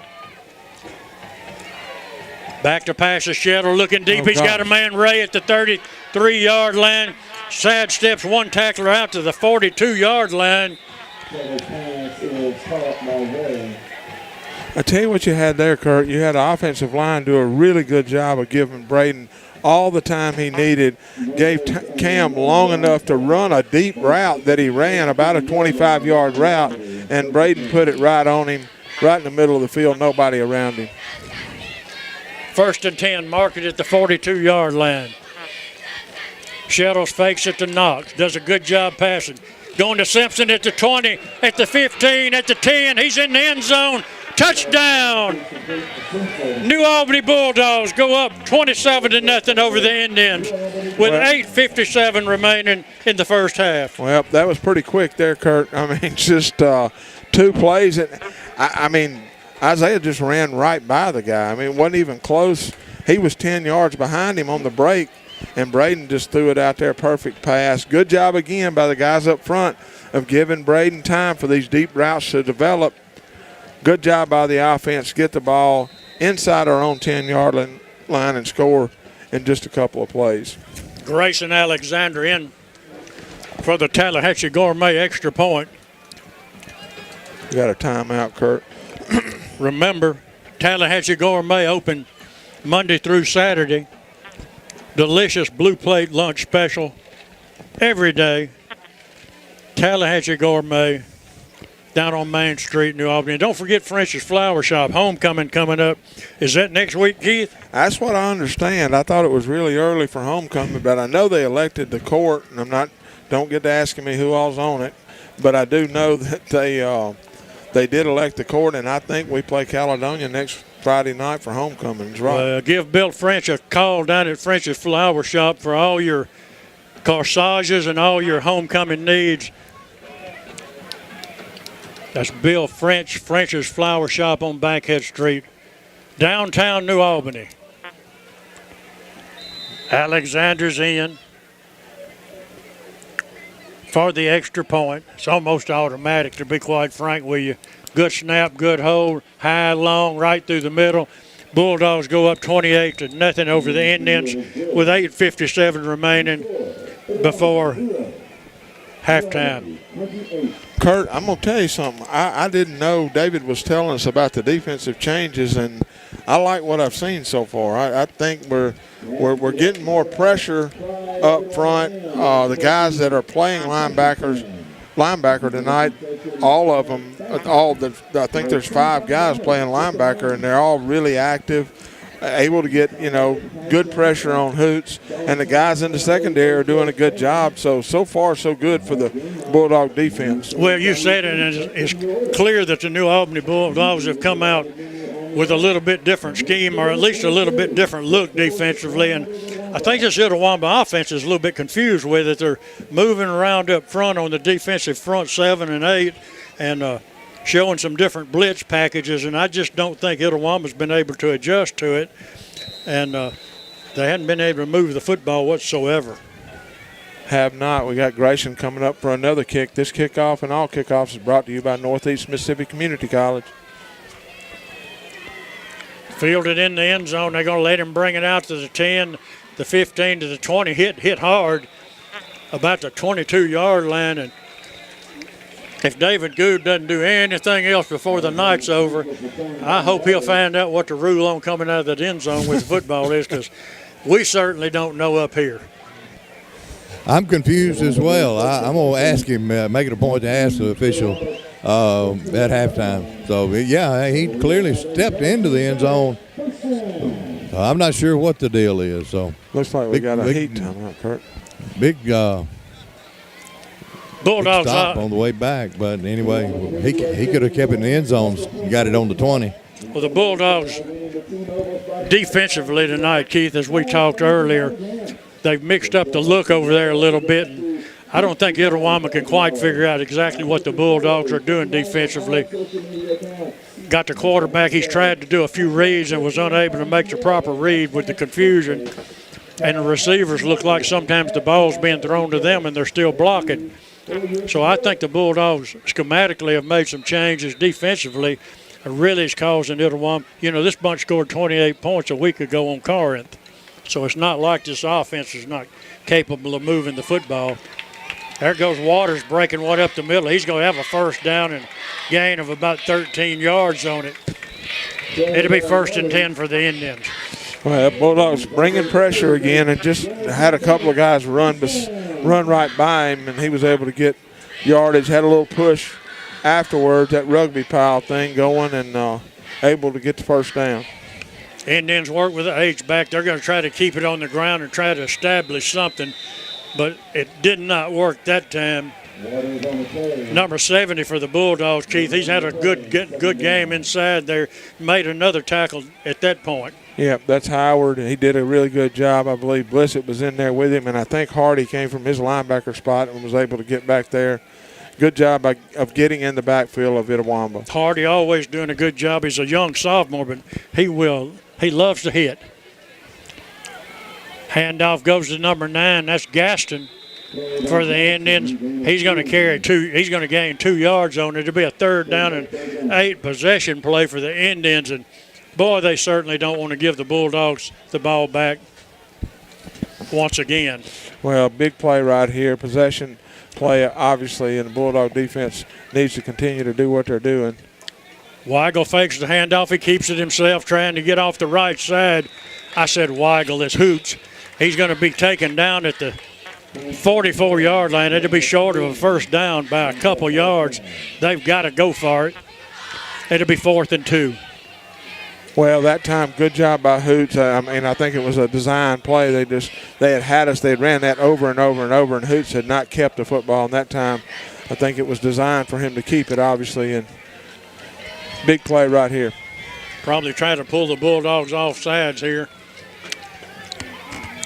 Weigel keeps on the RPO and completes the pass across midfield at the 48-yard line. Well, it'll be a first down. Hoots that time faked it again. Looked like he was going to run the same play he had just ran, and had a receiver on a little out route. And that's the thing with Hoots. He'll throw some passes that look like all pro, and then some he just doesn't get much out of. This time he hands it off straight ahead. Nowhere to go. Big 75 for the Bulldogs. Tucker in on the stop. Drop him for a 1-yard loss. Good job by the guys up front there getting in the backfield. Going to lose about a yard there.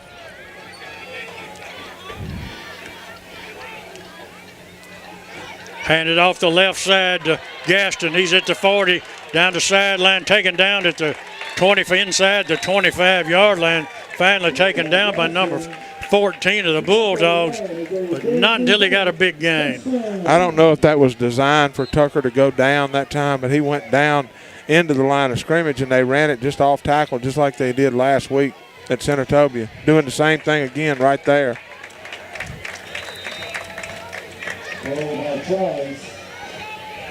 Those last two plays were identical to what Senatobia did last week, just running it off tackle. Handed off straight ahead up the middle. That's Trice. He's kind of the power back. I was talking to one of their radio guys before the game and said they kind of bring Trice in a little bit stronger inside runner. That time he plunged for a first down. We've got a timeout on the field. We'll be back after these messages. Family-owned businesses are the backbone to the American economy. Hi, this is Chuck Cooper of Annex Jewelers. Reason number 12 to bank at BNA. We are the bank for Northeast Mississippi. From buying a home to starting your own business, we are the team of local lenders standing ready to make your dreams a reality. BNA Bank. We are the bank of Northeast Mississippi. Go where the professionals go. Union Lumber Company has been around since 1902. Whatever project you're trying to tackle, let us take care of getting you what you need to get it done. Quality materials, low prices, and the tools to finish the job. Call our store, check out our Facebook, or email us today. Let's go Bulldogs.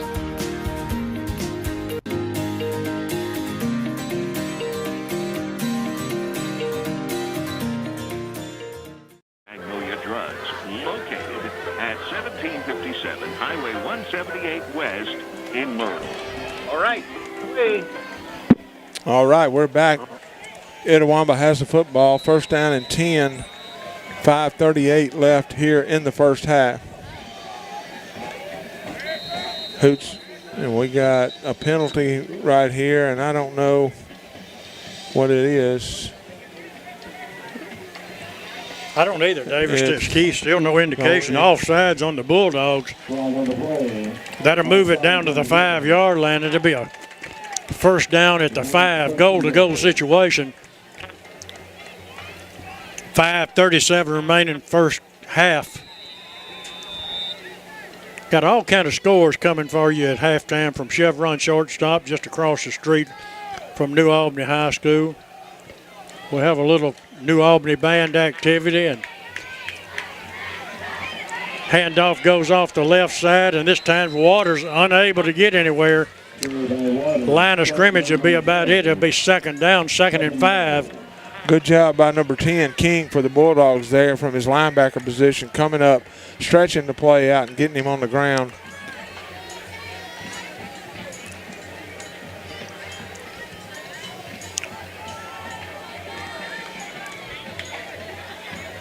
Hoots will work with two running backs, Trice and Waters, both in the backfield at the same time. Hand off to Trice off the left side. Puts his shoulder pads down. He gets down inside the 4 to the 3-yard line. Number 20, Landon Evans there in the backfield. First make initial contact. Brings him down. Going to be 3rd down and what you got, Kurt? 3rd and about 3 or 4? Yeah, looks like about 3. Looks like they're going to mark it on the just inside the 4 to 3. Hoops gives it to Waters off the right side. He gets down, and he gets in the end zone. Touchdown for Waters. Had a little running room off the right side, just enough to get in the end zone, and the Indians get on the scoreboard. Well, that series, they took the – it was like they took the film from the Senatobia game, because what they did is they took – if the running backs lined up on the right side, they just kind of handed him the ball going left, and – lined up on the left side, read and went to the right, able to move it down the field for their first score of the evening. Extra points up, it's high, it's long, and we've got a 28-7 game, and we'll be back after these messages.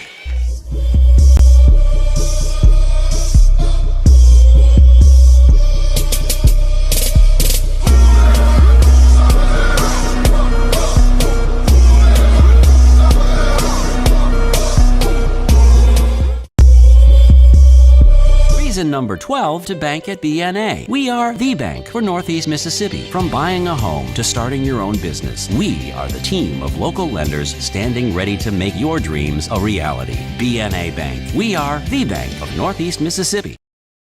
Everyone to know that New Albany is a great place to live and work. And some of the best educational facilities are located right here in the city. So come visit and make your home in the fair and friendly city of New Albany. All right, take it away. All right, we're back here in Fulton. Itawamba has just scored to make this a 28-7 football game. We have 4:30 left in the first half. Itawamba about to kick off. Bulldogs will get Boone and Ray back deep. It's going to be fielded at the 22-yard line. Fair catch called for and taken at the 22-yard line. Bulldogs got 4:30 remaining for halftime.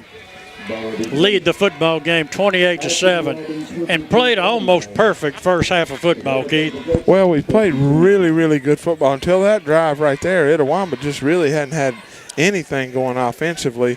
The one downside of the game is we just haven't been able to really run the football outside of Braden running some up the middle, but we've really done a good job, and Grayson Alexander obviously has made 2 long field goals, but need to establish a little offense right here, run this clock out and score right before half. Simpson and Ray come wide to the right. Shettles tries to pull them off sides.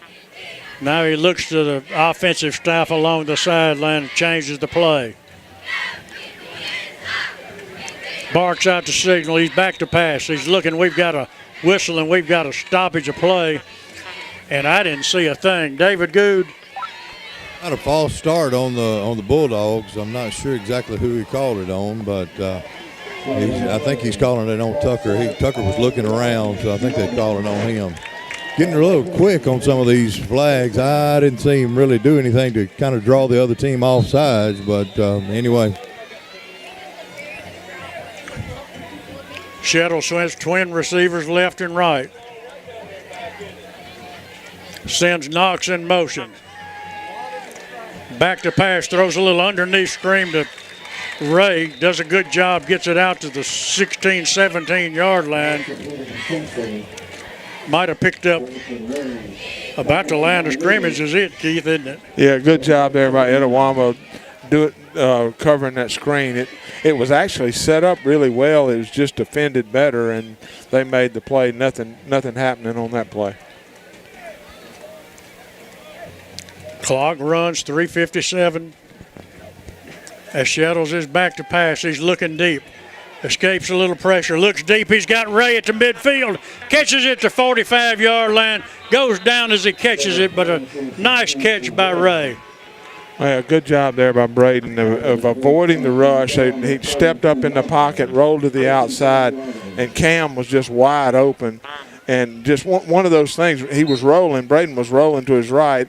Pretty difficult throw. Underthrew Cam. Had he been able to hit him in stride, he would have walked into the end zone. First and down. Mark it at the 41. Bring it around to Ray on a stretch play. Cuts it back across field down to the 30-yard line. Going to pick up about 12 yards on it. Cam Ray just doing a little freelancing. I think Itawamba's going to have to call a timeout because a couple of guys lost their shoes on that play. Man, what great moves Cam had on that one. Bulldogs not wasting any time.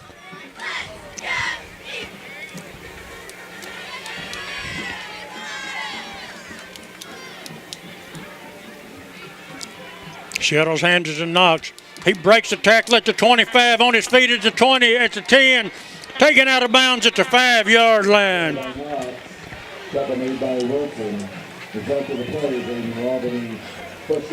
25 yards. That was a good job that time. Braden did a really good job of reading, but they still were able to get to Kylan when he got the football, but he made a miss, and when he cut it to the outside, he was turned the speed on, able to get down to the 5-yard line. First down and goal for the Bulldogs. 2:30 left here in the first half. First and 10, goal to go. Bulldogs load up the right side, and Shettles is going to keep it off the right side. Picks up a block, but nowhere to go. Going to be taken down at the 5. That was Cam that time in there at quarterback. Took the direct snap and just they did a good job of extending the play to the outside. Just nothing there for Cam. 0 yards on that one. Little wildcat type play. Yeah, there you go. Bulldogs making multiple substitutions, as well as the Indians. 2nd and 5, 1:53 remaining. First half. Heavy set for the Bulldogs. Shettles keeps it off the left side, now turns it in, dives forward. Might have got a yard. That'll be all. It'll be second down. It'll be third down. 3rd down and 3 from the 3.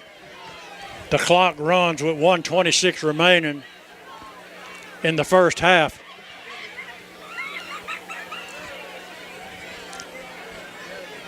Once again, the Bulldogs making multiple substitutions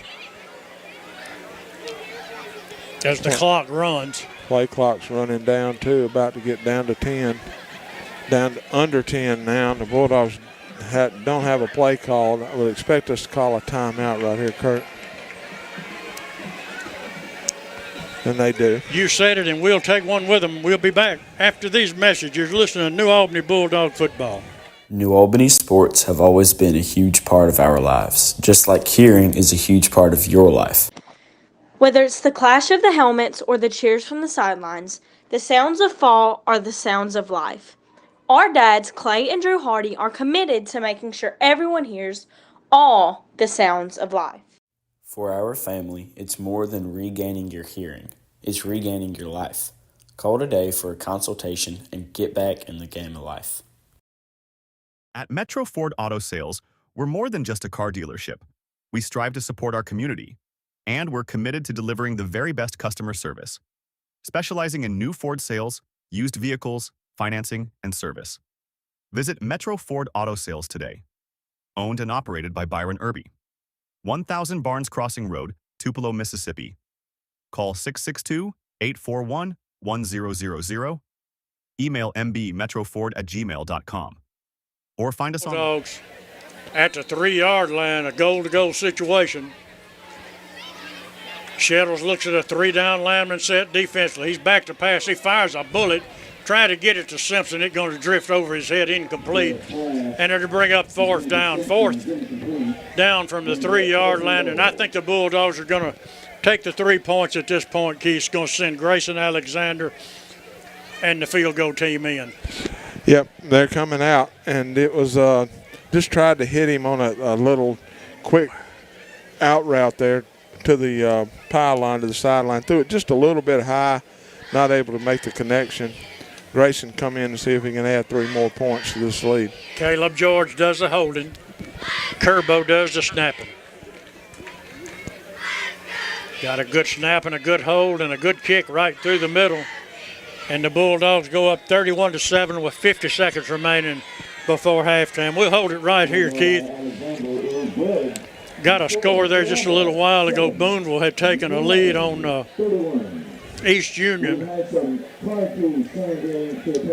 was 14-0 earlier as last I had heard. Well, last I got it was 28-0. Oh, wow. Well, with 8 minutes left till halftime. West Point leads Noxubee County 7-6. That's in the second quarter. You knew that would be a good one. Yeah, 2 good football teams. Quitman over Newton 30-0. That's in the second quarter. Moss Point over St. Stanislaus 18-6. That's in the first quarter. All brought to you by Chevron Shortstop, just across the street from New Albany High School. Go by and see Chris and the crew over at Chevron Shortstop every morning. They'll have the coffee ready when you get there. Chevron Shortstop, Highway 15, New Albany. Just got one come in on the Myrtle Hawks. Myrtle up 14-8. I'm not sure what quarter that's in, but Who are they playing? I think they're playing Belmont. Fielded at the 21-yard line, straight up the field. He's taken down at the 34-yard line. Is the Itawamba Indians, and they've got 46 seconds to work with. Probably going to run the clock out. Well, good kick there by Grayson. Kind of just got it over there where the guy had really nowhere to go but straight up the field, and the Bulldogs did a really good job of covering. As you said, got 46 seconds left here. I don't know what Itawamba will try to do, but don't need to give up anything big. Hoops will go with an empty set in the backfield. He's back, he's looking. He fires a bullet underneath, completes it at the 45-yard line, taken down by Coleman at the 46. It'll be a first down. That'll stop the clock to move the chains.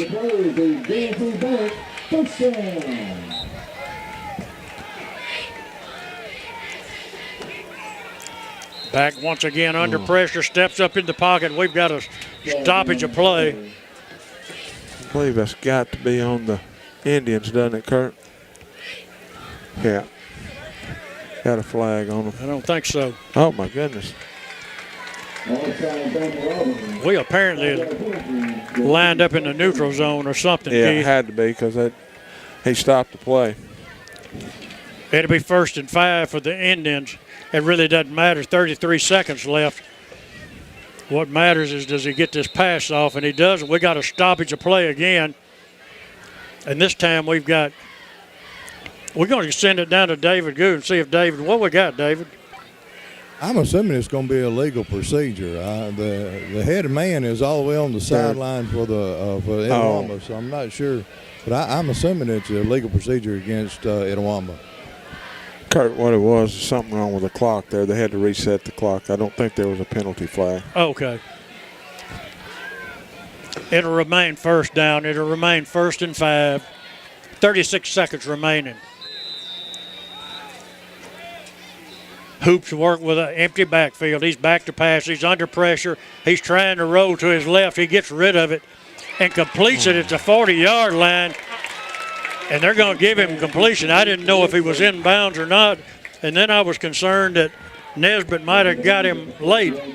I didn't think he was in bounds, Kurt. I'd like to see that on replay, but I will tell you what it was. It was a really good pass by Hoops. It really was.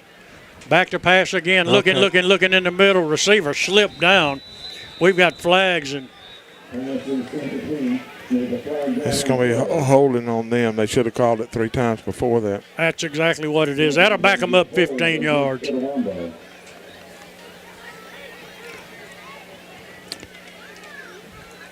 We got to have in high school 1 foot down. Yeah, got to have 1 down. But I still didn't think he had it. But anyway, it was a heck of a pass by Hoots, I'll tell you that. Rolling to his left under pressure. He did a good job getting the ball over there and completing it.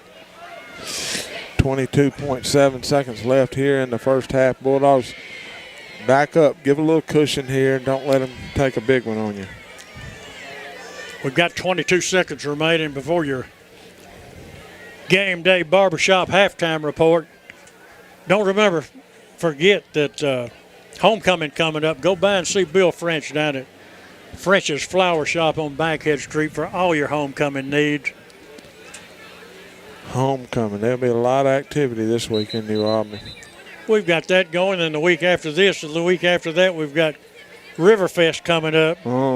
And boy, it's going to be packed Saturday night, Keith. Sure will. Sarah Evans coming to town.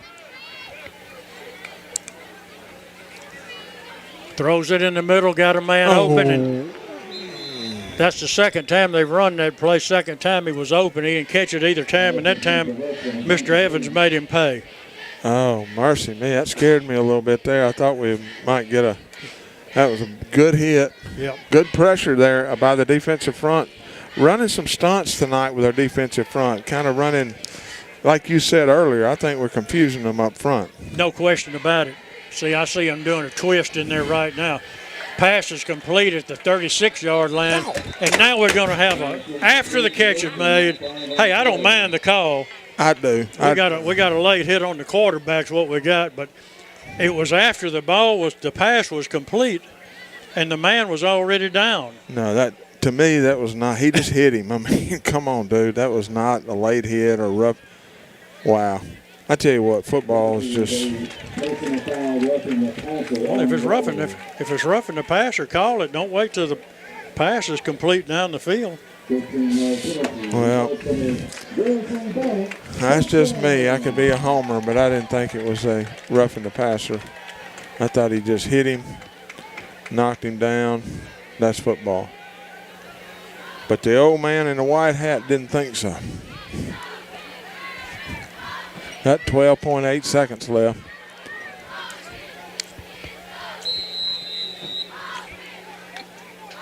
Hoot back to pass, under pressure, in the middle. Completes it at the 5, breaks the tackle, in the end zone, touchdown. And I'll have to give it to the receiver. Did a good job of concentration, good job of breaking a tackle at the 5. Indians get on the board again. We've got a 31-13 football game. Well, that was Waters that time running. He came out of the backfield and just ran kind of like right off the end.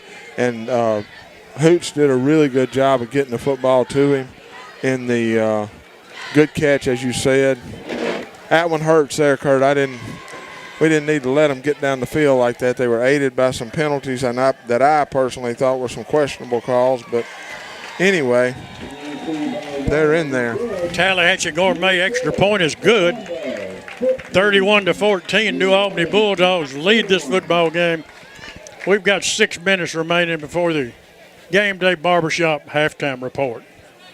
6 minutes or 6 seconds? 6 seconds. Did I say 6 minutes? 6 minutes. I thought, darn, what has happened here? 6.8 seconds. David Good will be joining Coach Cody Stubblefield, who should be relatively happy with his football team. They played almost flawlessly this first half. They've had a really good first half, and I would expect us just to take this ball, kneel down, go into the halftime with this lead. And I don't mind telling you, we've looked better offensively tonight than we have all year. I think, and part of the key is Shettles is staying in that pocket and dropping back and hitting his receivers. He's getting a little more time and not having to go to scrambling all over the field. Yeah, I agree with you.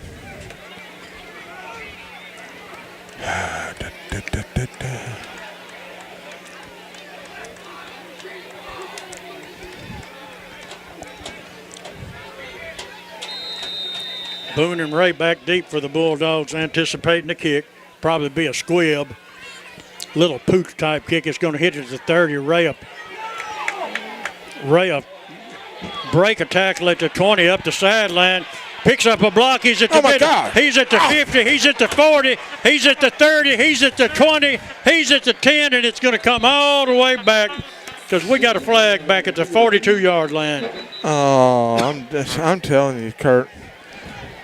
I know they have trouble finding referees, but that golly, where did you see that?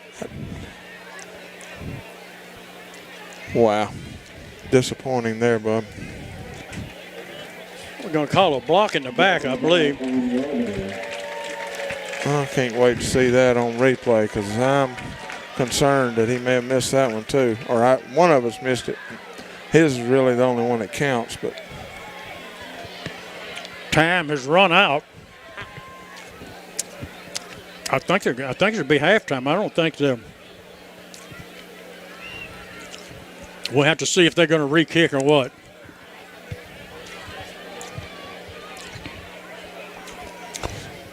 Got another score called in. Chevron shortstop. Ripley leads Lewisburg at half, 14-7.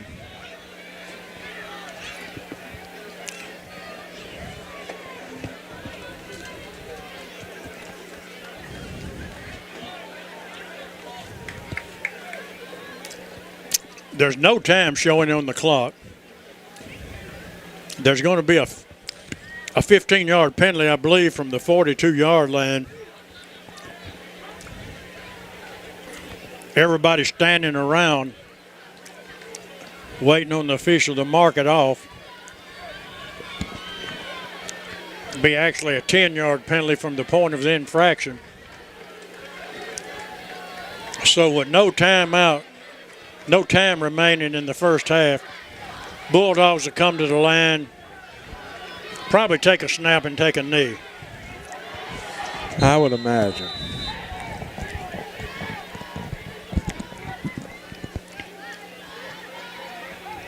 It'll be first down and 10. New Albany leads this football game 31-14. And have we called timeout? We have. So we're not going to just snap it and take a knee. Apparently not. There's no time showing on the clock. The football is at the 31-yard line, 69 yards away from pay dirt. Got a 31-14 lead. And we're going to take a timeout. Must be going to try one last tricker. Must be. I'm interested to see what they come up with here. I'm getting feedback from one of our fans out in live stream land that call was, they agree with me. It was just a phantom call, just made up. Happens all the time, doesn't it? Well, the person that sent it to me is trustworthy too. Bulldogs are stacked 4 receivers wide to the left. Throw it out to Cam Ray. He's got some blockers out front. He's at the 40. He breaks a tackle at midfield, still on his feet. And they called him stepping out of bounds. Never did get him down.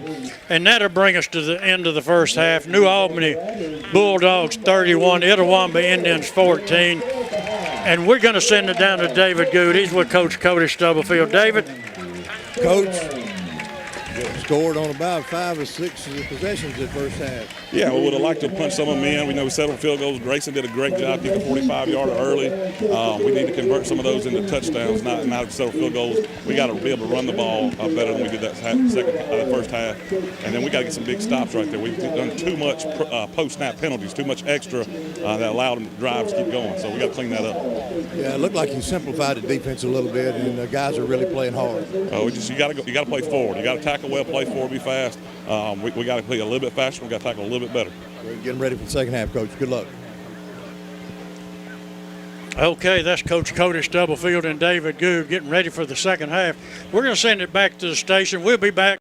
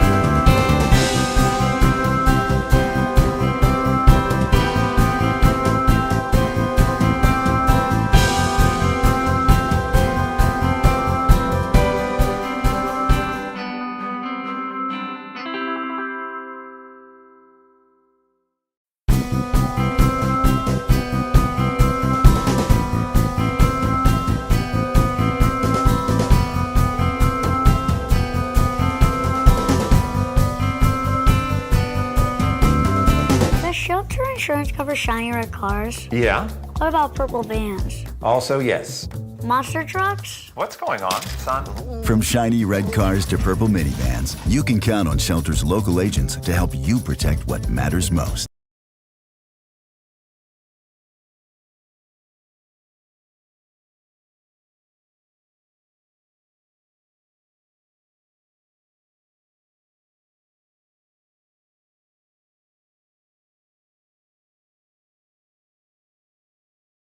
Farm Bureau Insurance's commitment to Mississippi has never wavered. We believe that your family is part of our family. Protecting our families with local agents and adjusters, offering great rates, and handling fast, fair claims has always been our pledge. See Hayden Basil at Farm Bureau of New Albany. Hayden Basil is here for you. Let's go Bulldogs. Reason number 8 to bank at BNA, the technology you demand. We work hard to bring you the latest in banking technologies that make your life easier. Free ATMs, mobile banking, online bill pay, and more. BNA Bank, the bank for Northeast Mississippi.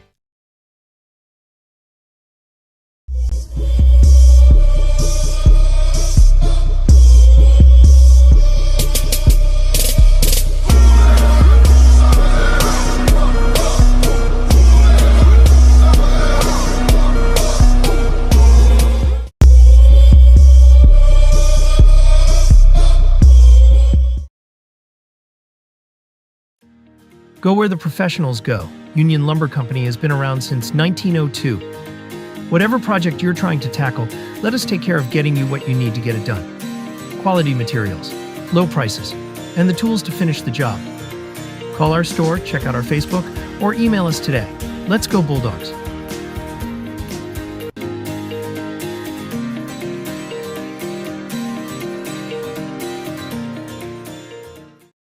Reason number 12 to bank at BNA. We are the bank for Northeast Mississippi. From buying a home to starting your own business, we are the team of local lenders standing ready to make your dreams a reality. BNA Bank. We are the bank of Northeast Mississippi.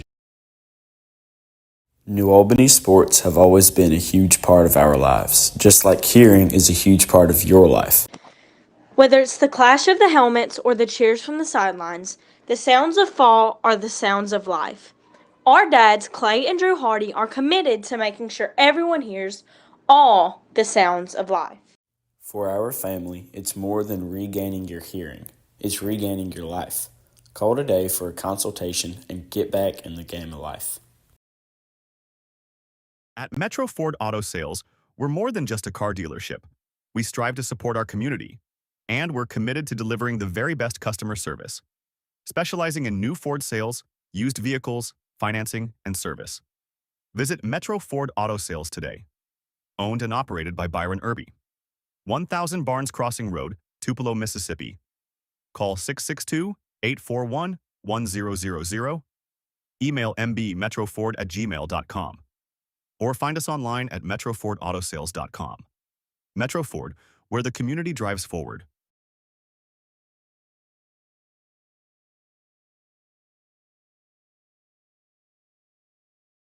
Does shelter insurance cover shiny red cars? Yeah. What about purple vans? Also, yes. Monster trucks? What's going on, son? From shiny red cars to purple minivans, you can count on Shelter's local agents to help you protect what matters most. Farm Bureau Insurance's commitment to Mississippi has never wavered. We believe that your family is part of our family. Protecting our families with local agents and adjusters, offering great rates, and handling fast, fair claims has always been our pledge. See Hayden Basil at Farm Bureau of New Albany.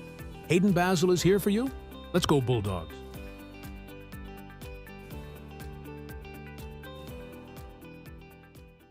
Very impressed with the Bulldogs tonight, and I agree with David. I think this has been our best performance of the year.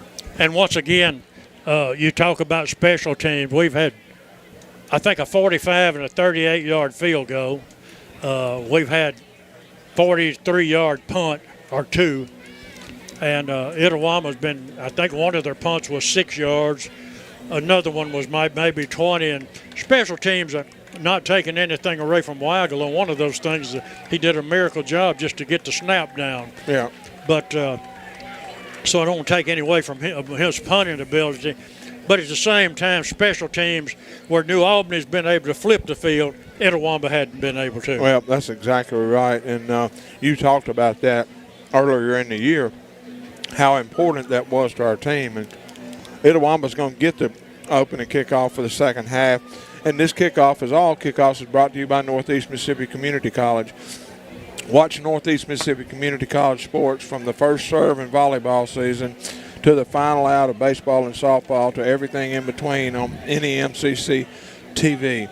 Visit NEMCCathletics.com for upcoming schedules for each of the 11 athletic programs at Northeast. As I said earlier, their football team, the Tigers, started the season 3-0 last night with a victory over Mississippi Delta 24-7. Foy and Waters will get back deep for the Indians as we are ready to get it underway here to start the second half.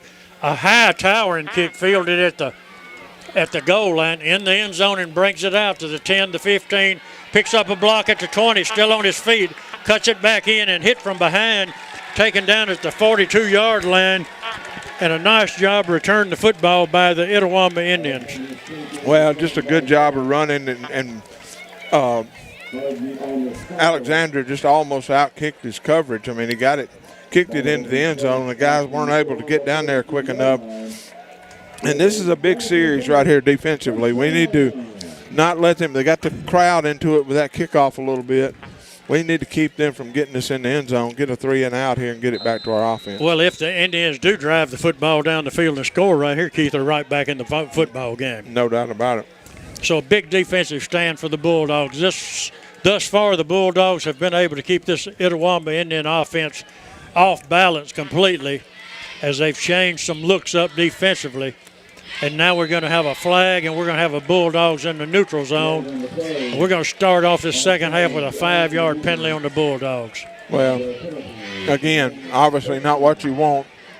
Got a little aggressive there, going to get pressure on Hoots, and got into the neutral zone before the snap. A first down, 5 yards to go. The 47-yard line. Hoops at Waters in the slot. Barks out his signals, back to pass, under pressure, rolling to his left once again. Throws a wobbly pass and completes it at midfield. Taken down at the 45-yard line, gained about 8 on it. It'll be enough for a first down for the Indians. Mark it right at the 45-yard line in Bulldog territory. Well, Hoots again. Young was just standing there, number 0 for them. It was a wobbly pass. Hoots was rolling again to his left, trying to throw it back across his body. Big first down for the Indians. Waters will remain as running back. Handoff goes to Waters. He's got to run in some running room at the 40, taken out of bounds at the 30, down to the 29-yard line. Another first down by the Indians. Well, again, we talked about it earlier, just going off tackle there. He hands it. Running back's lined up on Hoots' right side. He hands it across his body, going to the left, and good blocking out on the outside. Exact same play once again. This time Bulldogs. Blissett tries to stack it up, but Waters refuses to come down. They take it down to the 25-yard line, gain about 5 on it. It's going to be second down and 5. The Bulldogs took the football away from him and were begging for it to be the Bulldogs football, but the referee going to give it to the Indians. Give him 4 on it, actually. It'll be second down and 6.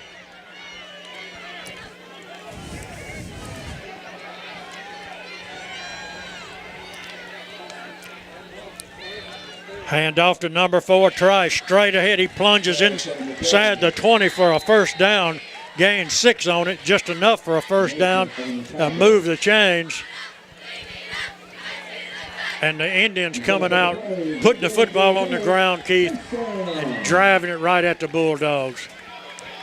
Now the Bulldogs are going to stack 8 in the box. Hand off once again to Trice. Inside the 15 to the 14, taken down. I'm not really sure if we've changed our defense. It looks like we don't have the same linebacker set that we did, and maybe we do have that, but they're working on the outside, on the left and the right side, right off tackle.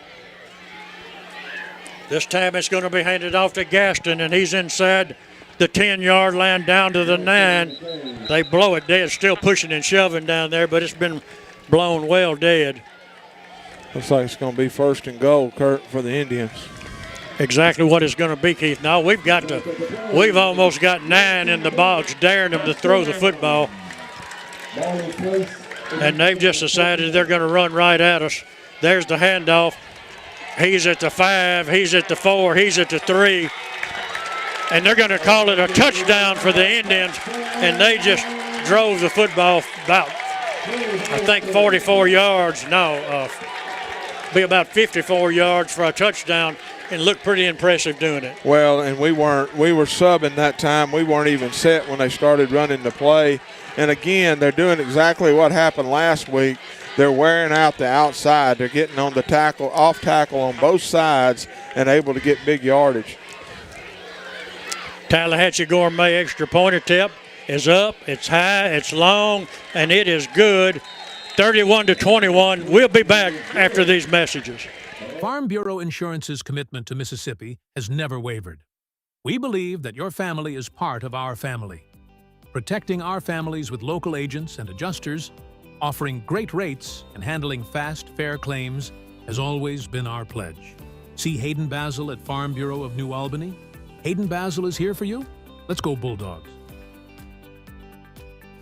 Reason number 8 to bank at BNA, the technology you demand. We work hard to bring you the latest in banking technologies that make your life easier. Free ATMs, mobile banking, online bill pay, and more. BNA Bank, the bank for Northeast Mississippi. 2 of my sons, Dan and Ray, run our Oxford location. Our newest location in Tupelo is run by my son Sam. 3 separate locations working together to ensure and to meet and exceed all of your jewelry needs. Line, he's got about a 3-yard return to the 30, and it'll be 1st down for the Bulldogs.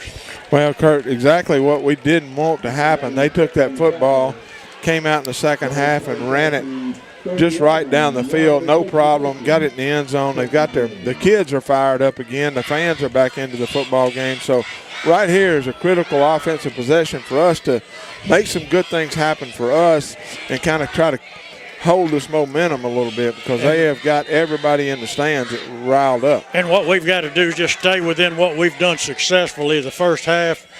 Don't try to get fancy. Don't try to make something happen. Just stay within what we've been doing, and we'll be okay. 4 receivers, wide to the left. Shettles back to pass, under pressure, sidesteps a man. He's got a man deep. Simpson overshot him. He was well covered, a little bit of pushing and shoving, but it was a good no call. Well, it was one of those right there. Braden did a really good job of avoiding the rush and stepping up in the pocket. In my opinion, he should have ran the football there. I mean, he did have Simpson behind the guy just a little bit, but Braden could have ran that football probably and picked up 15 or 20 yards, and he chose to pass it. Going to be 2nd down and 10. Twin receivers left and right. Indians walk them up on the line of scrimmage. They've got a defensive lineman jumps in the neutral zone. It'll be a 5-yard penalty on the Indians, and it'll be 2nd and 10 for the Bulldogs. Well, good job there. That's sounds silly, but that's a big play for us. We needed something to change the momentum, and they jumped offside, so 2nd and 5. Booth and Simpson wide to the right. Shettles rolls to the left, shows the option, turns it up himself. He got 1 yard. That'll be all he'll get. It'll be 3rd down, 3rd and 4 for the Bulldogs. Well, we tried to get him to the outside, and Tucker did a good job of getting to the linebacker on that side, but the guy on the defensive line was able to cut through and put pressure and kind of busted the play up. 3rd down and 4 for the Bulldogs. Mark the football right at the 36-yard line. Shettles back to pass, under pressure, flares it out to Knox.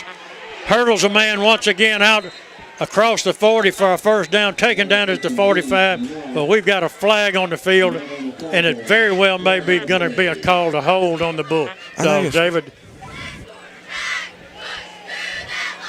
I think it may be roughing the passer, Kurt, is what I'm thinking. You're exactly right. roughing the passer. It'll be a first down for the Bulldogs and 15 yards. Really good pass there by Braden Kurt. It had Kylan going out again. He's ran that play a couple of times tonight with success, but really good play. And then Kylan did a super job of avoiding the first tackle by hopping over him. Got it into their Itawamba territory on the 40-yard line, 1st and 10. Shettle sets twin receivers to the left side of the field. That's the short side. Flares Knox out to the right. Steps up himself. He's looking deep. He's got a man, Coleman, and he couldn't come down with, just barely overshot him at the 5-yard line. And it'll go incomplete. It'll be 2nd and 10. Thought they intercepted it there for a minute. Braden was rolling to his left. Again, right-handed quarterback trying to make that throw. Good throw, just not able to make the connection.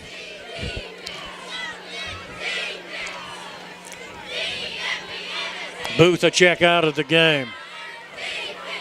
Ray a check in. A change at receiver. Shettles flares it out to Knox once again. He picks up a blocker. Simpson out front. Refuses to come down. Going to go down about the 32-yard line. It'll be a nice gain on the play, Keith. 3rd down. It's going to be up 3rd down and 4. And I really like what they're doing with Knox, flaring him out of that backfield. Yeah, just a really good job there. Good. Again, that pass is not the easiest pass to throw to hit him in stride, and Braden's doing a really good job of that tonight. 3rd down and 4. Coleman and Ray wide to the left. Simpson and Knox wide to the right. Knox back to pass, fires a bullet to Coleman, completes it. It's going to be close to a 1st down, and we're going to send it down to David Good. David is going to depend on the mark. Cards, guys. They've done very well, but I'm assuming there's a flag on the other side of the field. Not sure what the call is. I think he called offsides on the defense, but they're looking to see what Cody wants to do. But 1st down for the Bulldogs anyway. I'm not so sure of that. Holding on. They're coming back to the line of scrimmage. They'll mark the penalty off from the line of scrimmage. I believe David had it right all along. It's holding. Was it? He signaled holding on Itawamba. Anyway, David was right. 1st down for the Bulldogs, and that's what we want. Guys, that was interesting. They thought they were marking it back off against the Bulldogs, but that was a hold against Itawamba. Bulldogs got a fresh set of downs at the 24-yard line. Shettles back to pass, looking across the middle, trying to pick up a man on his feet, scrambling around. Turns it up the left side, got some running room, and smartly steps out of bounds after I think he got about an 8-yard gain. Good job of turning the ball up the field, get a 7 or 8 yards, and get out of bounds. Kurt, that was a really athletic play by Braden there. I thought he was going to be sacked twice, and he was able to avoid it and pick up, like you said, about 7 yards. Going to be 2nd down and about 3 for the Bulldogs.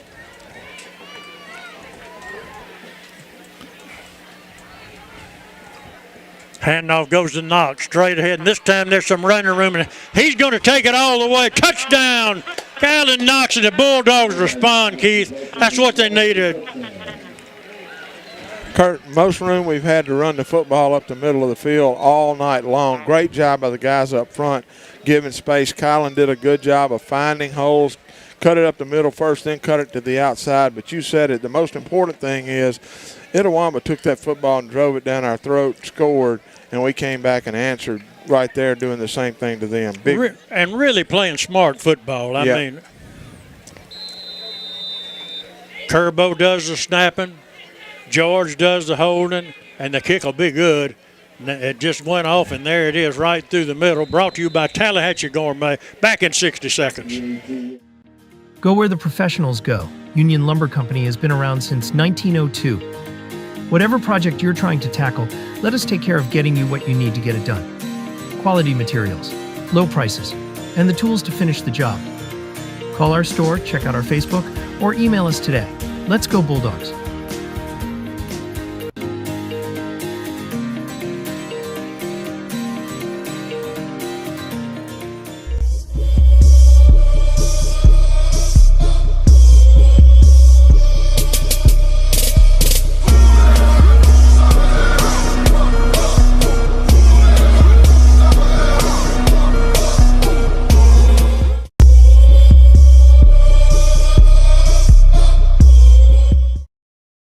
to 5 p.m. Give her a call at 534-1900 for more information. All right, take it away. In Fulton, the Bulldogs have just taken it down the field. We have 7:18 left here in the third quarter.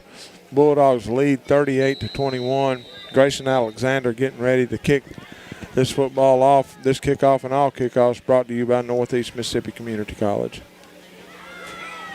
He's going to kick a little pooch kick, and the Itawamba guy's going to come up and catch it, and he's got an opening there. He cuts back to the middle of the field, and they're going to have good field position again. Good job there by number 1 for the Indians. That's going to be Waters. He caught the ball on about the 25-yard line. He's going to run it back to the Bulldog 40. It'll be first down, 10 yards to go for the Indians. 7:09 remaining in the third quarter. We've got a 38-21 football game. Kurt, I got a Tallahatchie Gourmet trivia question. No, because I don't want you to do it. Y'all told me what it was going to be on the way over. It's too hard. You think it's too hard? I don't think it's fair. I don't believe it. Okay, why don't you go ahead with it? Hold on, don't put that pressure on me. I hadn't got it. I got to make sure I got it right here. Okay. All right, since we got a little time, Tallahatchie Gourmet, $25 gift certificate for if you can answer this question. New Albany has been playing football now for 107 years. In those 107 years, how many football games have the New Albany Bulldogs won? In the last 107 years of football at New Albany, how many games has New Albany won in football? 316-4000 is the number to call. First caller with the correct answer, Terry Cook, win a $25 gift certificate to Tallahatchie Gourmet, big sponsor of Bulldog Athletics. 107 years, dude. That's wow. Yeah, that's going way back. Yep, that's a long time. 107. Okay, the Indians got to have a first down at the 40-yard line. Hoops will run with 3 receivers wide to the right, 2 to the left. He's back to pass. He's under pressure. He escapes, dumps it over along the sideline. I think it's incomplete. It is. Tried to hit his receiver right at the 30-yard line. Good pressure there from the Bulldogs coming straight up the middle. Good thing we're doing with Hoots is when he rolls out, we're most of the time making him roll to his left, which makes it a harder throw. You are exactly right. Handoff off the right side, and this time there's nowhere to go. I'll tell you what he did. He fought for 5 yards. Yep. Number 20 for the Bulldogs looked like he made the initial contact. That's Landon Evans, but couldn't hold on.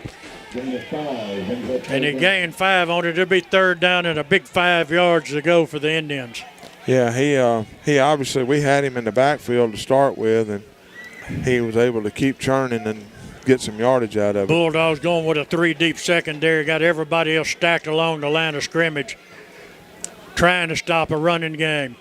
Pass goes incomplete along the sideline, trying to get the first down.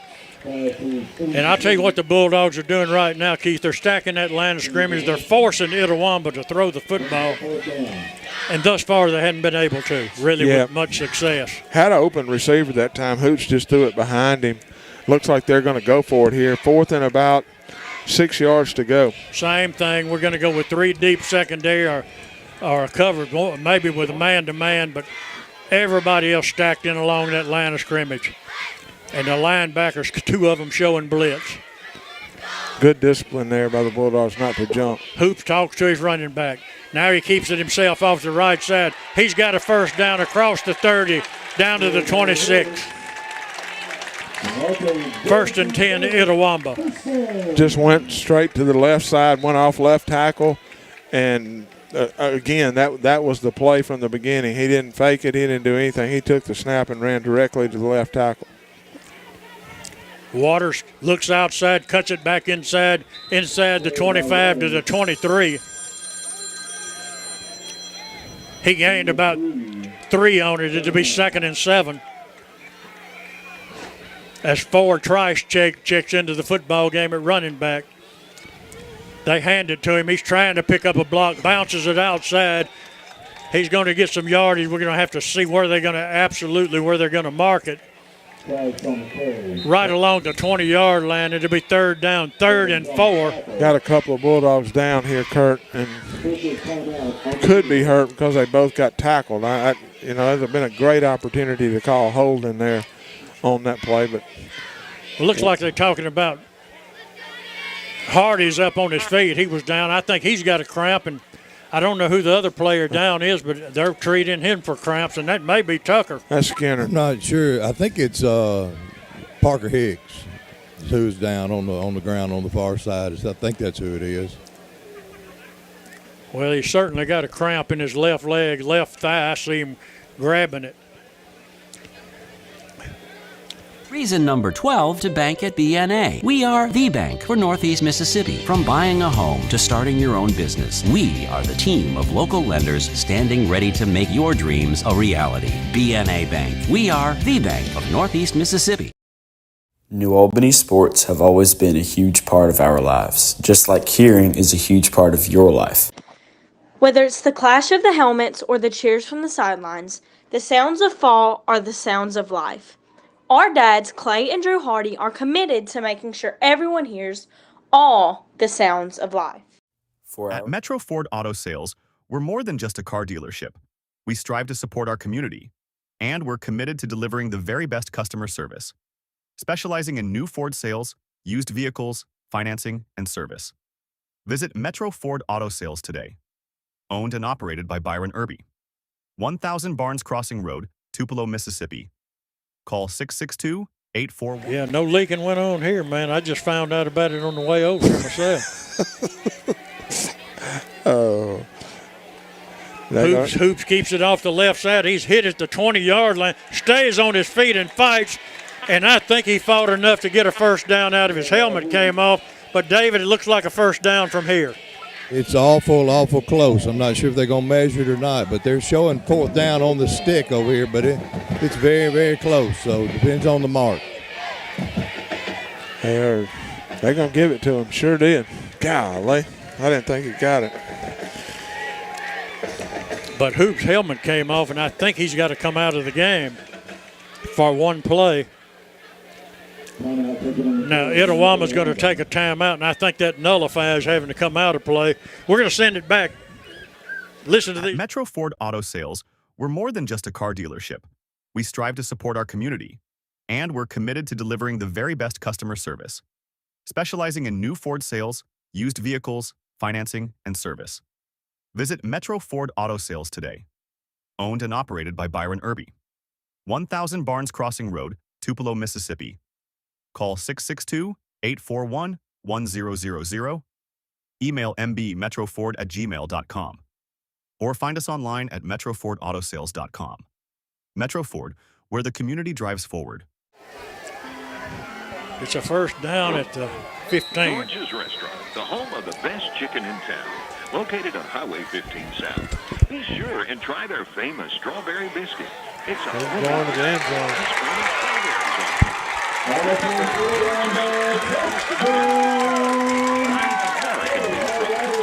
by and try the local favorite, George's Restaurant.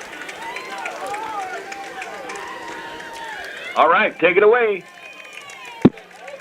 While the commercial was on, Itawamba ran a touchdown from about 18 yards out to make this thing a 38-27 field goal score. Extra point pending with 4:55 remaining in the third quarter. Snap back, hold down, kicks up. Not so sure. No, he missed it. Hooked it to the left, pulled it to the left. It'll be 38-27, back in 60 seconds. Does shelter insurance cover shiny red cars? Yeah. What about purple vans? Also, yes. Monster trucks? What's going on, son? From shiny red cars to purple minivans, you can count on Shelter's local agents to help you protect what matters most. Personal foul. Yep. Flag on the play. Personal foul on the Albany. That'll be half the distance to the goal line, and they'll try to kick it again.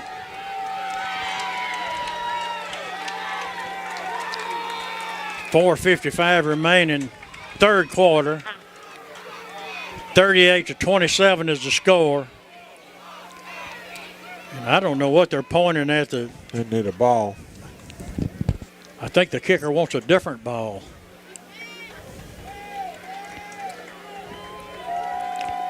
Okay, we're finally going to try the extra point again.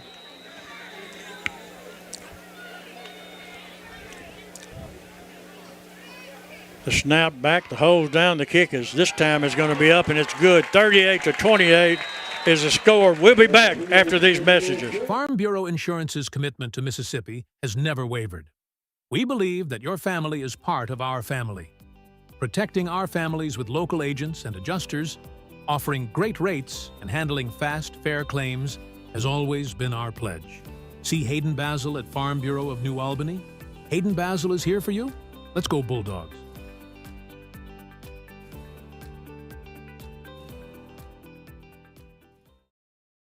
With Baptist. Come to Fox's Pizza for the best pizza around. Fox's Pizza, located at 102 Coulter Drive in New Albany, has the pizza for you. From our Big Daddy to the Bambino, all made with the freshest ingredients. So come on and try one.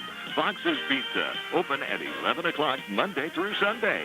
Located at 102 Coulter Drive in New Albany. Call 662-486-2369. That's Fox's Pizza. All right, take it away. All right, we're back at Itawamba. Itawamba has cut the lead to 10 points. Going to kick a pooch kick. Going to be caught over there on the left side, cutting back up the middle, and that's going to be, I can't tell what number it is, but he's cutting to the outside, coming to the Itawamba sideline, and that's going to be Boone, and he's going to get the ball back to about the 36-yard line. Nice job of following his blocking, Keith. Yeah, did a good job of running the football there. Kurt, we got a winner tonight for the Tallahatchie Gourmet trivia question. Jeff Cagle knew that the New Albany Bulldogs have been playing football for 107 years, and they have won 430 games. I just texted somebody a different number than that when they asked me what the answer was. But the answer is, in 107 years, the Bulldogs have won 430 games, and Jeff Cagle knew that. Congratulations, Jeff. Enjoy your $25 gift certificate. 38-28, Shettles back to pass. He's looking, he keeps it up the middle, sidesteps one tackler, gets about 5 yards out of it. It'll be second down and 5.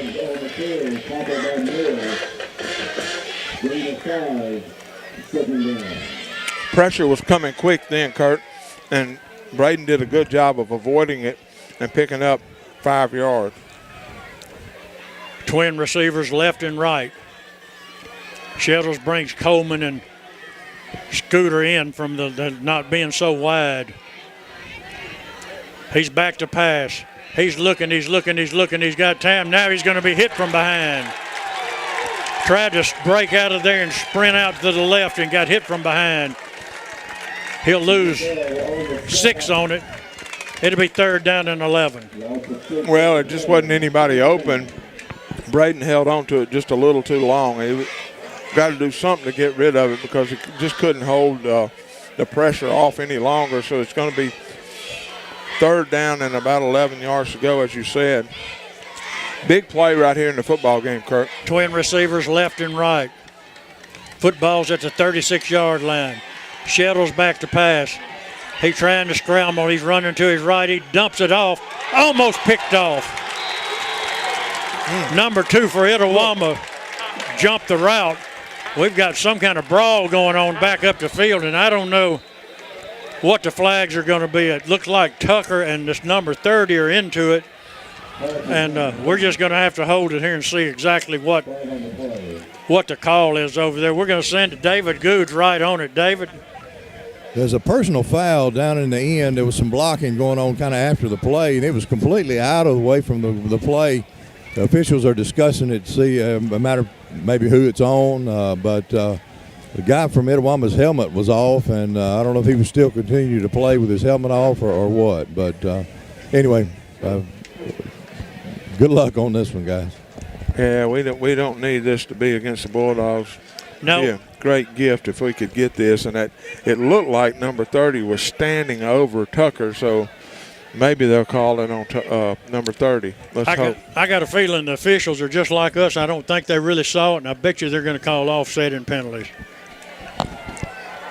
We'll see what they do. Nevertheless, it was all 25 yards from where the action was taking place.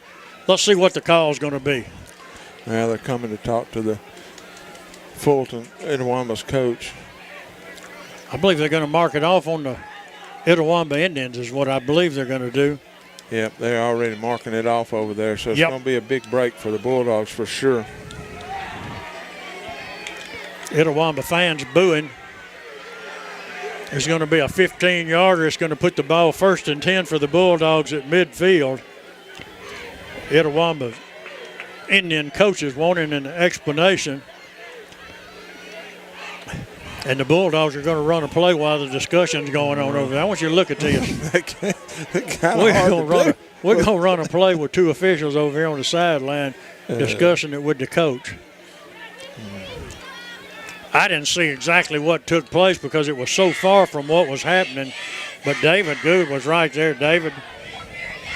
Yeah, there was, like I say, a scuffle with the linemen, and their lineman took a swing at one of our linemen, and I'm not sure what the discussion's going on now.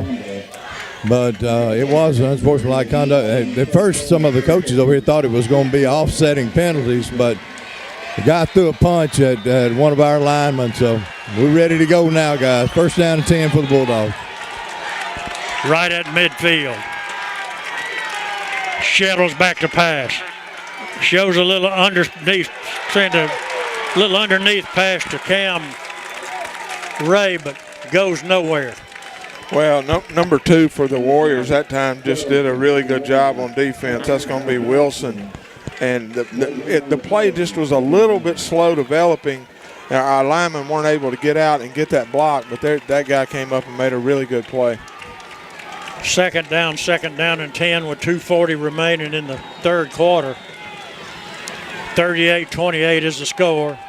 Shettles back to pass, flares it out to Kylan Knox again, and he gets down behind the shoulder pads and gets close to a 1st down. And Keith, that play tonight, I don't think we ran that play. If we ran it, we didn't ever throw it to him last week, but that play has been so successful and it's really hurt Itawamba's defensive scheme. And I don't understand, Kurt, like you said, it's been a successful play for us, and they continue to not cover him. I don't know if the linebacker's not getting out there, but it has worked perfect. Big play right there for the Bulldogs. Again, not an easy to pass to throw when you're trying to time it with your running back, and every time Braden's put it right on Keelan. Keelan's made the catch. 3rd down and 1 right here. Clock just went under 2 minutes. Looks like the Bulldogs are going to call a timeout. We're going to take a timeout. We'll be back in 60 seconds. Reason number 8 to bank at BNA, the technology you demand. We work hard to bring you the latest in banking technologies that make your life easier. Free ATMs, mobile banking, online bill pay, and more. BNA Bank, the bank for Northeast Mississippi. Reason number 12 to bank at BNA. We are the bank for Northeast Mississippi. From buying a home to starting your own business, we are the team of local lenders standing ready to make your dreams a reality. BNA Bank. We are the bank of Northeast Mississippi. With satisfaction guaranteed. Family owned since 1976, Stouts Carpet is located at 1414 County Road 108 in New Albany. Phone 534-7450. Locally owned by Brian and Tracy Stout. Hours are Monday through Friday, 8 to 5, and Saturday, 9 to 12. Now available 12 months, same as cash on all your residential and commercial flooring. And now Stouts has a new store in Pontotoc. It's Pontotoc Flooring at 400 East Oxford Street. Call 662-489-6200. All right, take it away. All right, we're back here in Fulton. Bulldogs have it 3rd and 1. Oh, big play right there. Just went with a heavy package there, Kurt, and the big hole. Braden runs up in there, going to pick up about 6 yards, didn't he? Yep. Big first down. Bulldogs get the first down. They keep the clock running. They keep possession of the football. Keep Itawamba's offense standing on the sideline. That's what you want to do. Well, we've had success. When we've had success running, it's been with a heavy package in there. Bulldogs try to bark out some signals of drawing offsides. Now Shettles moves Knox from left to right. Work sets him off his right flank. 1st and 10. Shettles back to pass. Under pressure. A little underneath pass to Coleman. Does a good job of working his way through some traffic. Picked up about 4 yards on it. Give him 5 on it, actually. Nice job of running the football after the catch. And the referee's going over and telling Coach Stubblefield that he needs to get a hold to one of his tackles that's running his mouth.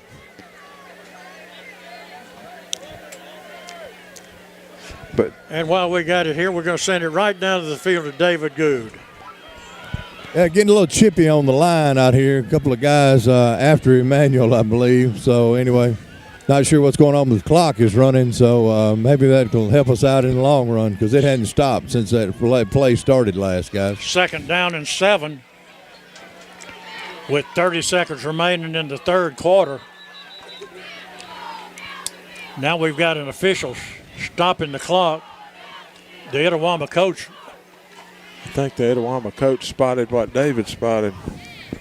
The clock had been running all that time. Now they've got it stopped.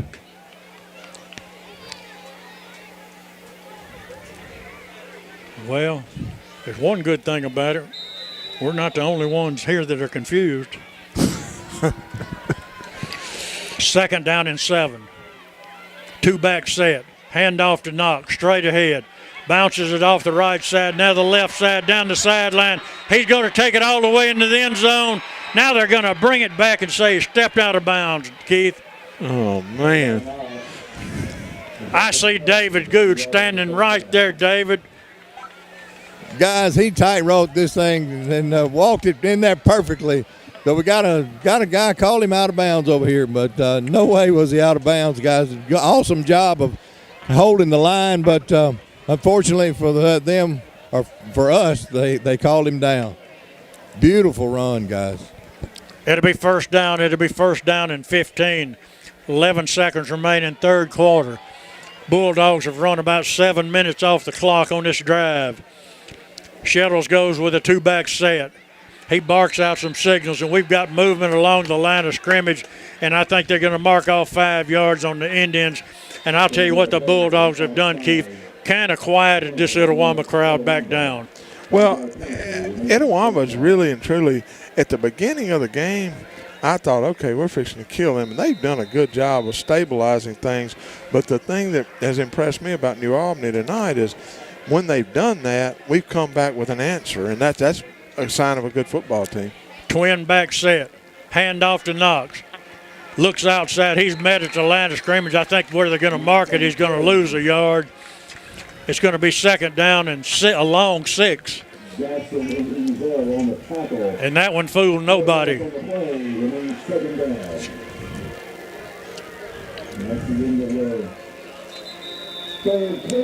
Timeout on the field. We'll be back after It's finally game time. The smell of the fresh cut grass, the sound of the drums as the band gets ready to perform, and of course the roar of the crowd as our hometown New Albany Bulldogs enter the field. Jody Walls and Brady Brock with Gumtree Mortgage here in New Albany remember those days and agree they were some of the best. They also want your mortgage experience to be the best as well. They pride themselves on excellent customer service and establishing a personal connection with their clients. They also have the knowledge and programs to fit your mortgage needs. So whether you're building, buying, or refinancing your current home, they want to help. Call them and set up an appointment today. Jody Walls and Brady Brock with Gumtree Mortgage. Let them help make your dreams come true. Go Dogs!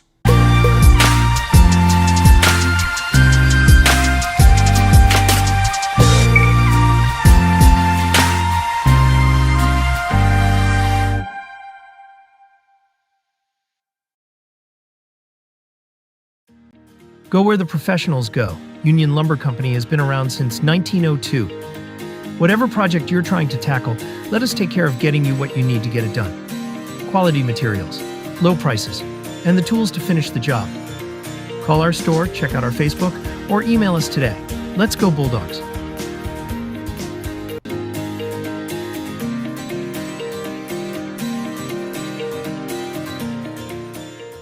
Set for the Bulldogs, 2nd and 7. Mark it at the 11-yard line. Hey, wait a minute. Yeah, they had to call a timeout. They didn't have the right personnel on the field. Bulldogs had a heavy set in there, and they got a guy running on the field while the ball's being snapped. Itawamba called a timeout just in time. We're going to hold it right here. See if we can get some more scores coming in on the ticker here. Really big situation for us here, David. If we can get another 7 points out of it right here, it's going to be hard for Itawamba to catch up. Exactly right. We don't need to settle for a field goal here. Need to punch this thing in, take as much time off the clock as we can.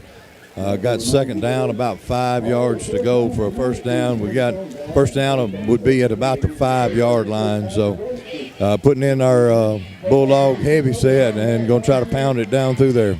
See what we can do, guys. I think this drive has run about 7.5 minutes off the clock. It's kept that Itawamba offense off the field and taking control of the crowd, the enthusiasm, and Bulldogs doing just what you want to do. Exactly right, guys. Heavy set for the Bulldogs. Sheldon's going to run it straight ahead, and this time nowhere to go. Man came off the right edge over there, just blew that right through the gap and got him in the backfield. It'll be 3rd and 7. Yeah, just nothing up front. We didn't do a good job of blocking that time up front. We've done a good job most of the night when we had that heavy package, but that time that guy just shot through a gap. Nobody picked him up. We're going to go back to our spread offense here on 3rd down and about 7. Itawamba stays with a 3-down lineman set. Shettles is back to pass. He's got time. He's looking. Now he's rolling. He's trying to get it in the end zone. Had to overshoot Ray. He was well covered in the corner of the end zone. And the Indians hold after a nice drive by the Bulldogs, time-consuming drive. The Indians hold, and the Bulldogs are going to be faced with a 4th and 7. No choice but to send the field goal kicker in. Well, big kick right here to keep this thing, again, right now we got a 10-point ball game. And get this to a 13-point ball game, it would at least, you'd think, make them have to score 2 touchdowns to beat us. So big kick right here for Grayson. It'll be about a 27-yard attempt. He's already kicked a 45 and a 38 tonight.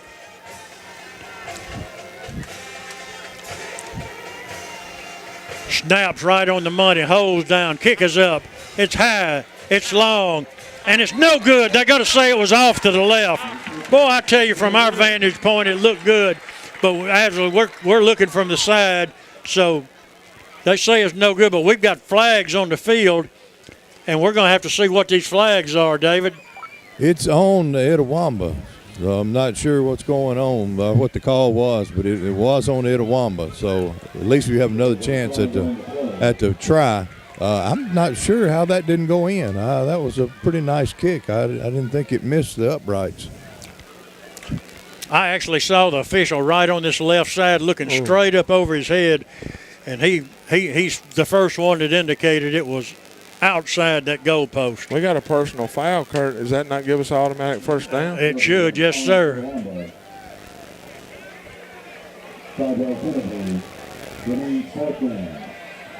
I thought it was a personal foul.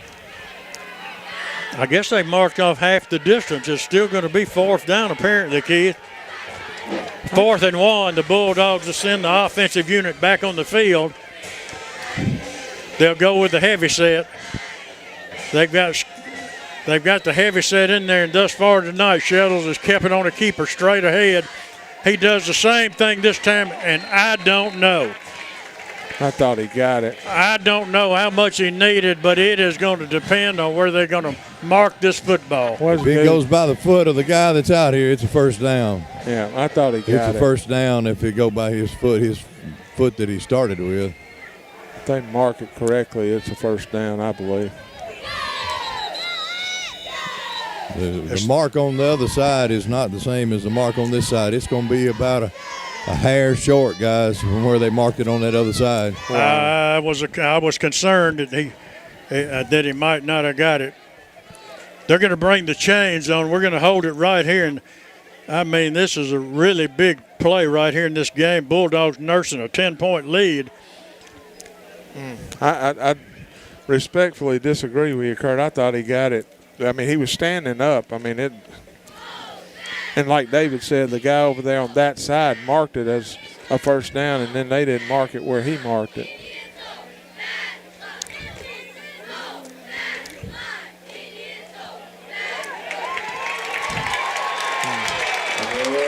Wow. Home cooking there, bub. Looked like about 2 inches short, David.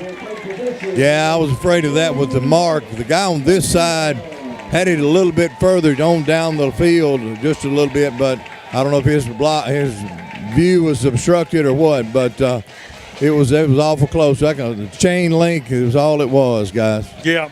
Well, Keith saw the same thing you did, and, I mean, we're talking about 2 inches one way or the other. Who knows where somebody puts their foot in. Nevertheless, Itawamba's got the football on the 5-yard line. They've got 10:57 remaining in this football game. The officials are saying play ball. Hoops is the quarterback, gone the way all night. Hands it off the left side, tries to get outside. Might have got a half a yard out of it. It'll be all he'll get. Nice jobs of coming off the side by Hardy of pressuring it. And then number 21 made him go out, forced him out of bounds. That was Tyler Evans. Tyler did a good job coming from his safety spot, and you said it. Will did a good job. That's where they've hurt us when they've hurt us tonight. Good job of closing that gap that time. Hoops is going to keep it himself, and he's going to wish he hadn't. He's going to be stopped for a loss, and he's back in the end zone. I think they're going to mark his progress about the 2-yard line. Extremely close to being a safety. Well, I thought I wish I could give credit for it. I'm not sure if that was Evans or Skinner or Hardy. I couldn't tell from here, but they got it. They got in the backfield and did a really good job. Hoots has ran that play 2 or 3 times in the last series with great success, and we closed it down again very quickly. Looked like they finally marked it at the 3-yard line. It'll be 3rd down, 3rd and 12 as Hoops talks to his offensive line. Bulldogs have everybody up pretty tight.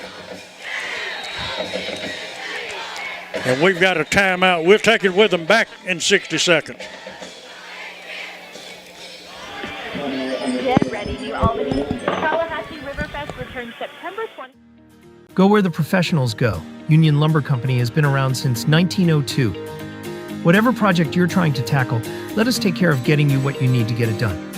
Quality materials, low prices, and the tools to finish the job. Call our store, check out our Facebook, or email us today. Let's go Bulldogs.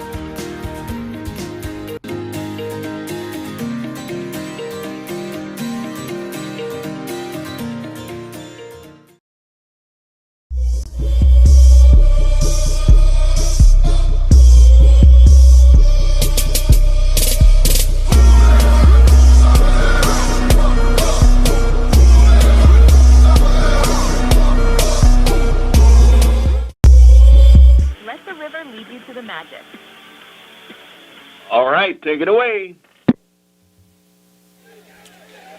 All right, we're back at Fulton. 3rd down and about 12 yards to go for Itawamba. Hoots is sending a guy tight end from right to left. He's going to take the snap. He's looking. He's throwing it down the field, and they're going to call pass interference, or they should have called pass interference, I thought. Yep. I thought we grabbed him, but they're not going crazy over here, so I must have seen something that wasn't there, thank goodness. But it's going to be 4th down. Great job by the Bulldog defense there. Got a score called in from Chevron shortstop. Myrtle Hawks up on Belmont 28-22. Less than 2 minutes left in the football game. And Boonville has defeated East Union 45-20.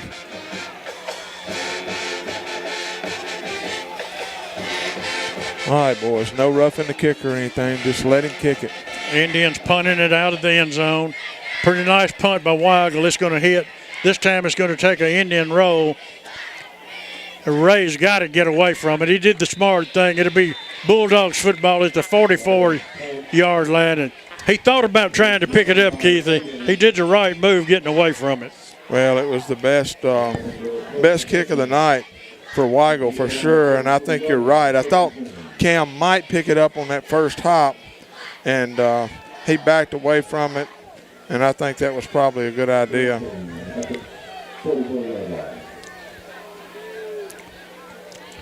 All right, the Bulldogs have the football. They have it on the Indians' 43-yard line. 1st down and 10. We got 9:44 left in the football game. Braden's got 2 receivers to the right, 2 to the left. He's got Kylan off his right hip. He's going to move him to his left hip. Clock's running, play clock under 10. And we got a guy that moved over here. Scooter hopped. Going to be 5-yard penalty on the Bulldogs. We were trying to draw them off sides, and Scooter just moved just a little bit. And the referee had plenty of help over here from the Itawamba coaching staff. Going to be 1st down and 15 now for the Bulldogs. Same set. 2 receivers right, 2 to the left. And he could have been motioned again. He's running the screen, and oh my goodness. Oh, really had it set up good, Keith. Had about 3 blockers out front. Couldn't come down with it. Well, the ball was coming in, and Kylan was trying to get to the ball, and Tucker was trying to get out the block for him, and they ran into each other, and nothing happening there. Going to be 2nd down and 15 now. Lamar has defeated Caledonia 55-15. Eupora has defeated Ethel 44-14.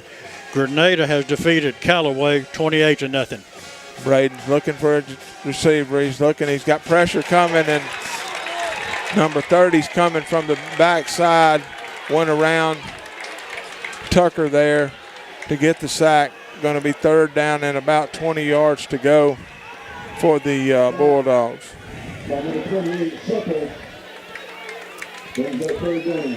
It'll be 3rd down. It'll be 3rd down and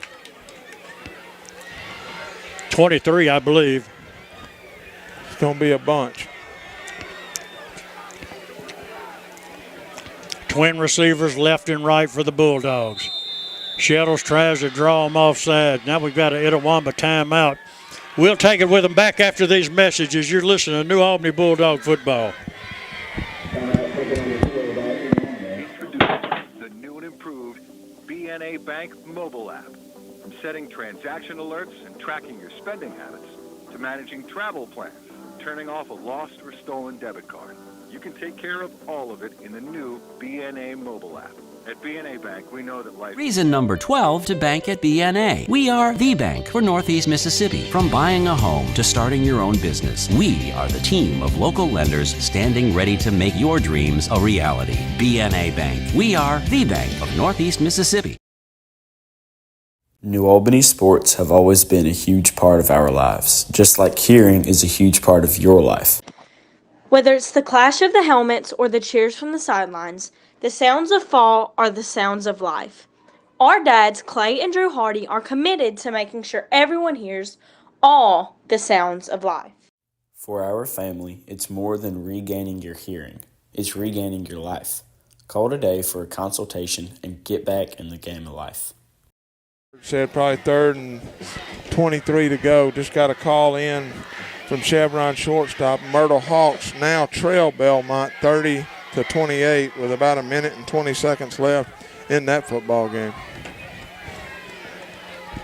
Braden's got 2 receivers to his left. He's got 2 to his right. He's got Kylan off his left hip. He's looking to take the snap. He's going to get it. Kylan's running a little screen again. He's waiting, and he just throws the ball in the ground, gets shoved down. We were looking for a receiver, I think, on a slant, and they're going to call intentional grounding is exactly what they're going to call, and I think if I know the rules, that they should. I mean, he just threw it right in the ground. Yep. And Kylan Knox was wide open over here on this little flare. Yep. I don't know why he didn't. I mean, hey, it's easy to see this stuff up here. Oh, yeah. It's no doubt about it. Boy, you're talking about flipping the field a little bit now. This would be a wonderful time for Grayson Alexander to come through with one of his patented 50-yard punts. Bulldogs lead the football game by 10 with 8:53 left in the game. We need something big out of Grayson right here. Ball is on the 28-yard line. Got a good snap under heavy pressure. High punt. Not his best effort there, Kurt. Nope. Just kind of shanked it off to the left, and they had pressure coming. I was afraid they were going to block it there for a minute. Yeah, they had. He did all he could to get it away without getting blocked. I thought the guy coming off our left side was going to get to it. It'll be first down for the Indians. It'll be first down at the 47-yard line in Indian territory. And we've got 8:47 remaining in this football game. 38-28 is the score. Hey, West Point and Knoxville County got one going 14-13 late in the third quarter. Who's leading that one? Knoxville County. Uh-oh. Hoops to go with a 3-receiver set to the left. 2 wide and 1 kind of in a wing-back position. He's going to hand it to Waters off that left side. Turns it upfield. Cross midfield down to the 47-yard line.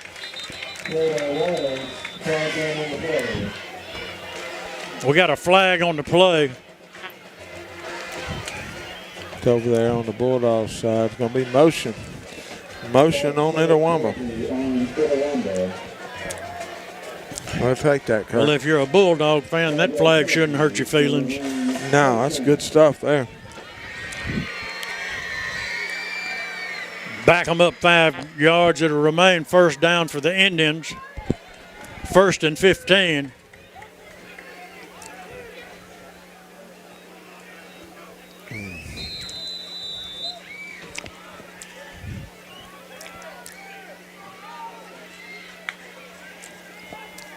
Hoops tries to keep it off the left side himself, turns it up. We got a flag come sailing in. I don't know what that could be. It wasn't a procedure call. It may have been some kind of block in the back over there. I don't know, Keith. Let's go down to Mr. Good and see if he knows what's happening. Got a hold on Itawamba. They were grabbing our jersey, trying to pull him down. So 10-yard penalty. Back him up some more. Good job there by the defense, Kurt, of getting upfield and not letting that left off-tackle thing develop there. Even being held, we were able to get in position to stop that. And they're going the opposite way now, too, which is a good thing. All the way back to the 32-yard line. It'll remain first down. Waters checks out of the football game. Hoops to go with an empty backfield. He's going to keep it himself, trying to go straight up the middle, picks up a block, gets down behind his shoulder pads. He picked up 4 yards. He had a 1st and 25, picked up 4 yards. We got 8 minutes left. As far as I'm concerned, he can do that 15 times in a row. Well, again, we'll give him 4 yards each time. As long as that clock keeps running, we'll let him do that for sure. I think they are out of timeouts, they being Itawamba.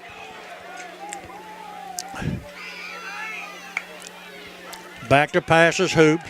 Foster putting pressure on the left side. He completes it over the midfield down to the 46-yard line. Nice pass. Completes it right in the middle of the field. Again, that's Young, number 0 for them, and he's had a couple of times he's been right there in the middle of the field, just wide open. That'll be 3rd down and 3. And Hoops is going to keep it off the left side himself, and he's not going to get the 3. They're going to be faced with a 4th down. 4th down and about 2, looks like to me, Keith. Yep. They hadn't moved the stick over there. They just kept it like he didn't gain any yards, which looks like, to me, at least picked up a yard or so. But where they spotted the ball, he did not pick up any. He's 4th down and long. A long 3. And they got confusion. They don't know what to do. Oh, they got plenty of time, though, the clock.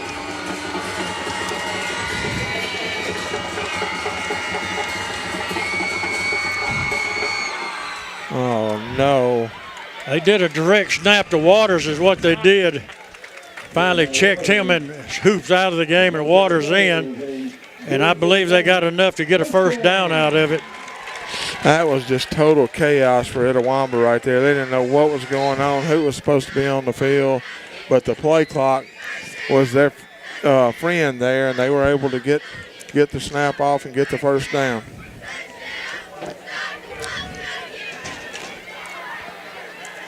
First and 10 Indians. They hand it off the left side. Waters has got some running room, breaks a tackle, picks up a block. He stays in bounds. And I don't know if he got all the way in or not. Could you see, Keith? He stepped out of bounds at about the 15, maybe the 16-yard line, it looks like. And I know you've seen that play before. Yep.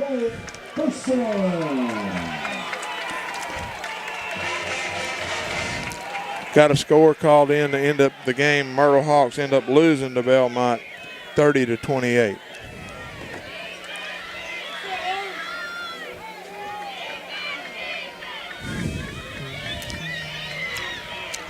Trice will be the running back. Hoops is going to run it right behind him, trying to get in the end zone. Knocked out of bounds by number 21 of the Bulldogs, Evans. Somewhere along the... I tell you, from our angle, I cannot tell really where the ball's at. Somewhere around the 6-yard line, it looks like. 5 or 6 yard line. It'll be 2nd down. It'll be 2nd down and 1 at the 6. Indians give it to Trice, and he didn't get much, but he got enough to get a 1st down. It'll be a 1st and goal-to-goal situation. And the Bulldogs got somebody laying down on the field. Number 70 for the Bulldogs. That's Howard. That's Howard down. I can't tell what the situation is. David Good's on the sideline. David?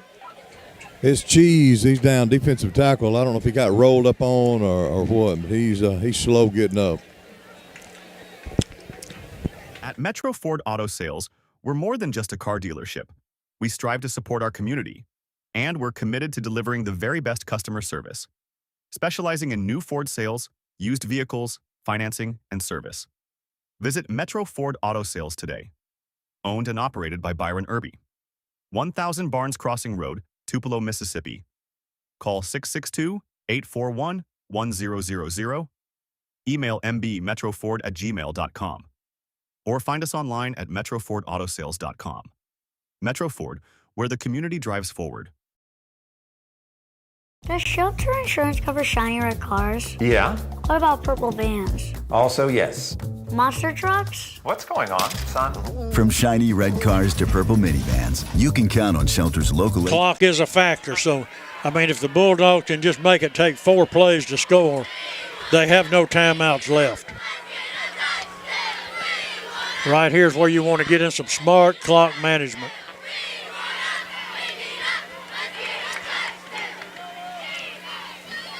And he's going to waltz into the end zone.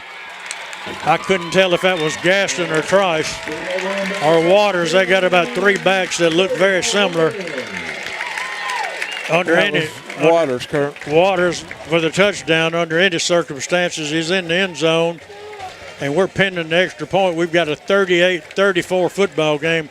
5:40 remaining on the clock. Keith? Well, Kurt, just again, Itawamba's come out in the second half and been a lot more productive on offense than they were in the first half. Most of it on the ground. I don't know if they've completed a couple of passes, and that's about it. And that extra point barely got through. Wow. It is good. 38-35. We'll keep it right here while we await this kickoff, brought to you by Northeast Mississippi Community College. And we've got another one of these guys. It's been like this three weeks in a row, Keith. Yeah, it's just like I say, Itawamba's been a different offensive team in the second half, and you called it. They went to running the football, and they've had success with it. We just got to get this football. We hadn't had any success running, but we need to try to find a way to burn some clock here. I don't expect Itawamba to onside kick it. I figure they're going to pooch kick it. You're probably right. We're putting kind of a hands team in there. We're kind of getting them up a little bit close. They've tried to do that the last several times, and fortunately we've done very well in receiving it and getting good field position now. Ray and Boone to get back. All comes down to the last 5 minutes, 40 seconds, guys. Ray and Boone to get back deep for the Bulldogs. Foy will be in the middle. He kicks it deep. It's going to be fielded at the 11-yard line by Boone. And he slips down right at the 20. Tried to make a cut and lost his footing. I thought he had a little running room. Good kick that time by Weigel. Boone did a good job of getting back to get it. And as you said, I guess getting later in the night, probably a little moisture on the grass there. And he planted his foot and just wasn't able to keep his feet. Looks like we got a timeout on the. We'll take it with them back after these messages. Farm Bureau Insurance's commitment to Mississippi has never wavered. We believe that your family is part of our family.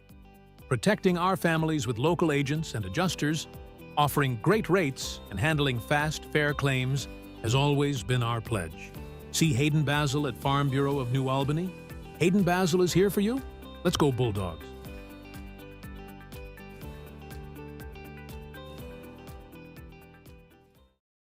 To meet and exceed all of your jewelry needs, you know she's worth it. Magnolia Drugs is a full-service independent pharmacy in Myrtle, Mississippi, providing a wide variety of services, including conventional prescription filing, immunizations, long-term care services, and so much more. That's Magnolia Drugs, located at 1757 Highway 178 West in Myrtle. Shettles is back. Take it away. Shettles is back to pass. He fires a bullet. It's going to go incomplete. Simpson couldn't quite come up with it. It'll be 2nd and 10. Now that stops the clock. Bulldogs offense looking to the sideline. Coleman and Scooter wide to the left. Simpson wide to the right. Ray in the slot. Kylan Knox, a running back. Set him off his left flank. Shettles back to pass. Looking. Under pressure. Escaped, and he's going to be taken down all the way back at the 8-yard line. Wow. Just not, couldn't get anybody open there, Kurt. I don't really understand the, going to be 3rd down. They got the ball. I mean, we got the football at our own 10-yard line, 3rd down and about 23 or 4 yards to go. Yep. No question about it, Keith. Indians are going to loosen that secondary up. Look like they're going to go with a 2-high for their safeties. We got a timeout on the field, and we'll hold it right here. We've got a thriller. Everybody on the Itawamba side is on their feet. And I think the New Albany crowd is a little bit stunned that the Indians have come back. The Bulldogs had this football game well under control. kind of got to give it to the Indians. They didn't give up. No, they didn't. They made some adjustments at halftime. Looked like a different football team in the second half. And, again, I think the difference in this football game, Kurt, is just our inability to run the football. I mean, we can't run the football against their front seven. We've had, I don't know. I know the first half we ran it for 60 yards. But if you can't run the football, it's hard to close a game out. And that's what we're witnessing right here. We just hadn't been able to run it. And you can't work the clock even. I mean, you have to drop back. You have to throw the ball. Then you stop the clock for them with no timeouts left. But you're right. Very little success rushing the football tonight. Twin receivers left and right for the Bulldogs. It'll be 3rd down and 23. Shettles brings Scooter in motion, trying to bring him across the field. He's under pressure, and he does everything he can to get out to the 5-yard line. And we're going to have no choice but to bring Grayson Alexander to punt it out of the back of the end zone. Well, just know, again, no time to throw the football. The offensive line's done a really good job tonight of giving time to throw the football. And we just hadn't here lately in the last couple of series. They've gotten more pressure on us. And this is a big, big play right here. Grayson obviously in a hole here. Got to give him some time. Need a good snap from Kerbo. Need a big kick right here for sure. They got. Ooh, that guy could have blocked it if he'd stuck it. Grayson does a good kick. It's across midfield to the 47-yard line. Kicked it from about 10 yards deep in his end zone. So Grayson Alexander does his job once again. He's responsible for 2 field goals or 3? 2. 2 field goals.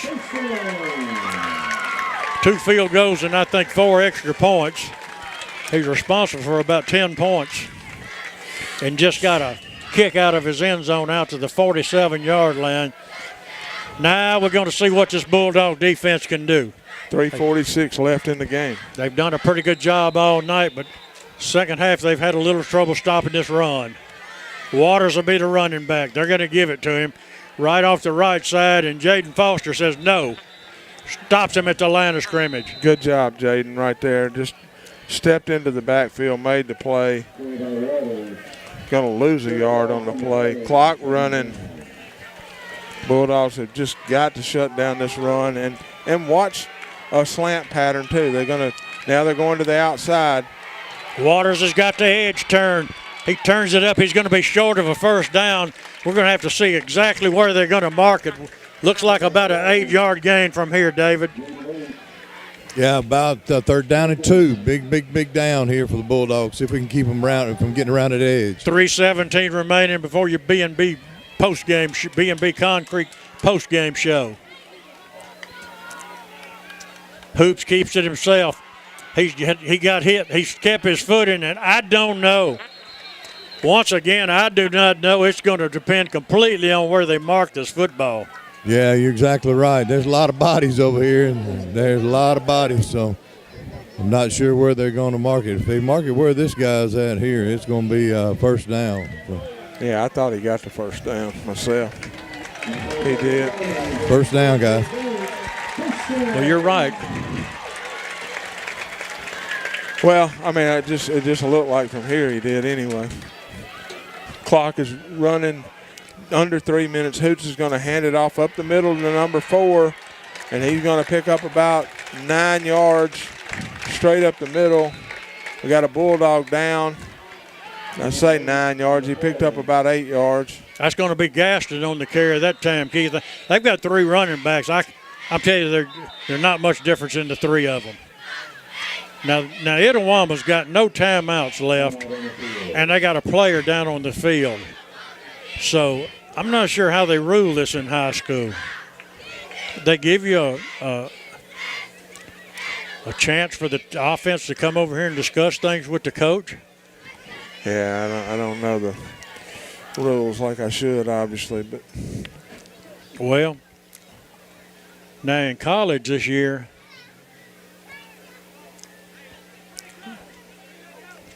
I don't know. I hope the young man's okay. But it's mighty suspicious that they're out of timeouts and they got a man down on the field, and the officials are going to let the offense come over and discuss it with the coach. Yeah, that can't tell what. In other words, you can have all the timeouts you want. Yeah, just tell somebody to get down. Mm-hmm. That's Gaston down on the field for the Indians. One of their three running backs. They've got three good ones. I don't mind telling you. They've got Waters, they've got Trice, they've got Gaston. He's up. I think he got hit on the leg. He may have I don't know where it's a muscle cramp or what it is, but he's up and appears to be okay.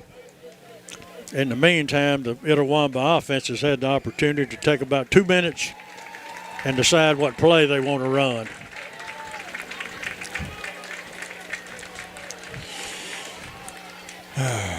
Mercy me. The situation is this: 2:41 remaining, 38-35. New Albany leads the game. Second down and a long two at the 33-yard line in Bulldog territory. Waters will come back in the game as a running back. They hand it off the left side. That's where they've been working. He's got a first down out of it, spins out of it, stays in bounds over it. Now they're going to stop the clock, remove the chains. And they've got it down to looks like they're going to mark it at the 28-yard line, Keith. Just no support over there. Right? We're getting hooked on that side, our defensive end or our linebacker, and they're able to get to the corner pretty much every time, pick up the first down. Clock it is running just under 2:10 left in the football game. Mark it at the 29-yard line. Hoop hands it to his running back, plunges straight ahead. He's going to get 3, maybe 4 yards. The Bulldogs push him back, but I think they're going to give him a good 3 yards on it. It'll be second down and 7. Just went straight up the middle of the field there. Really don't understand why they would go to the middle of the field. Their success has been on the outside. They ran it right up the middle, maybe picked up 3 yards. Watch out for number 2 over here on a post pattern across the middle, Keith. They shift the wing back from left to right, set him up. Hoops hands it to his running back, almost fumbled the football and may have. Indian, if he did fumble it, the Indian apparently got back on it. Third down, it'll be third down and 6. 1:14 remaining in the football game. They've got some confusion going on. They're going to have less than a minute left in this football game when they run this next play. 17 seconds on the play clock, 58 seconds on the game clock. Third down and about 6. Hoops is back to pass. There he is across the middle, Keith. Oh, he missed it. Oh, my gosh. Kurt Saul, you called that play, son, and that was exactly what they ran. Woo. And he hit him in the hands, and he just dropped the football. Oh, my gosh. Fourth down. Got to have a safety back a little bit on this because they got 2 guys.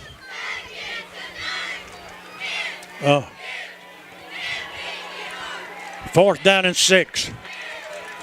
45 seconds remaining in the football game.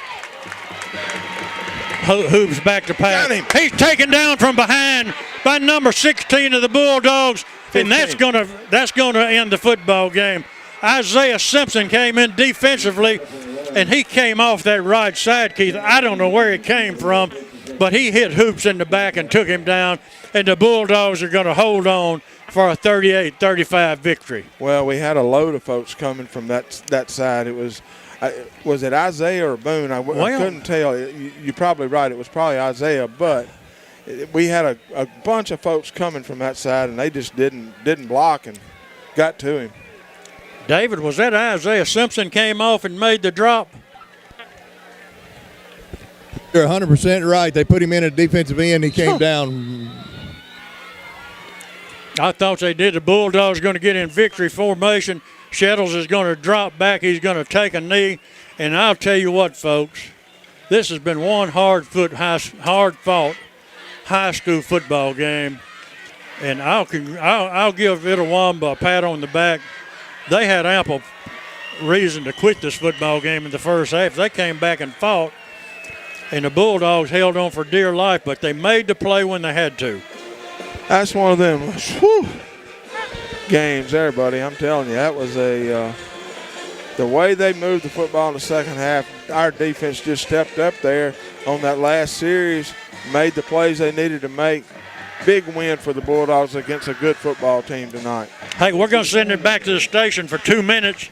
You're listening to the B&B postgame show on New Albany Bulldog football. Happy to sponsor. Go where the professionals go. Union Lumber Company has been around since 1902. Whatever project you're trying to tackle, let us take care of getting you what you need to get it done.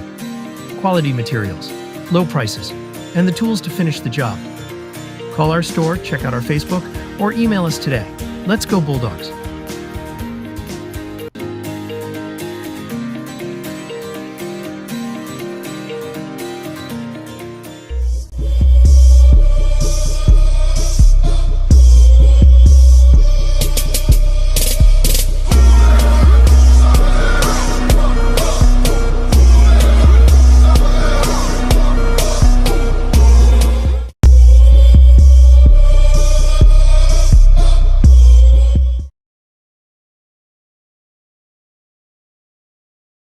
Reason number 12 to bank at BNA. We are the bank for Northeast Mississippi. From buying a home to starting your own business, we are the team of local lenders standing ready to make your dreams a reality. BNA Bank. We are the bank of Northeast Mississippi.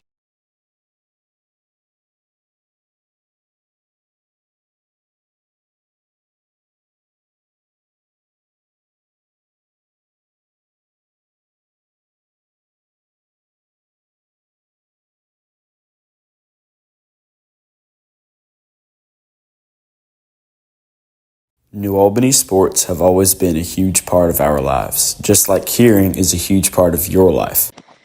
Whether it's the clash of the helmets or the cheers from the sidelines, the sounds of fall are the sounds of life.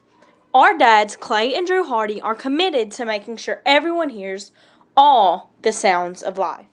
For our family, it's more than regaining your hearing. It's regaining your life. Call today for a consultation and get back in the game of life.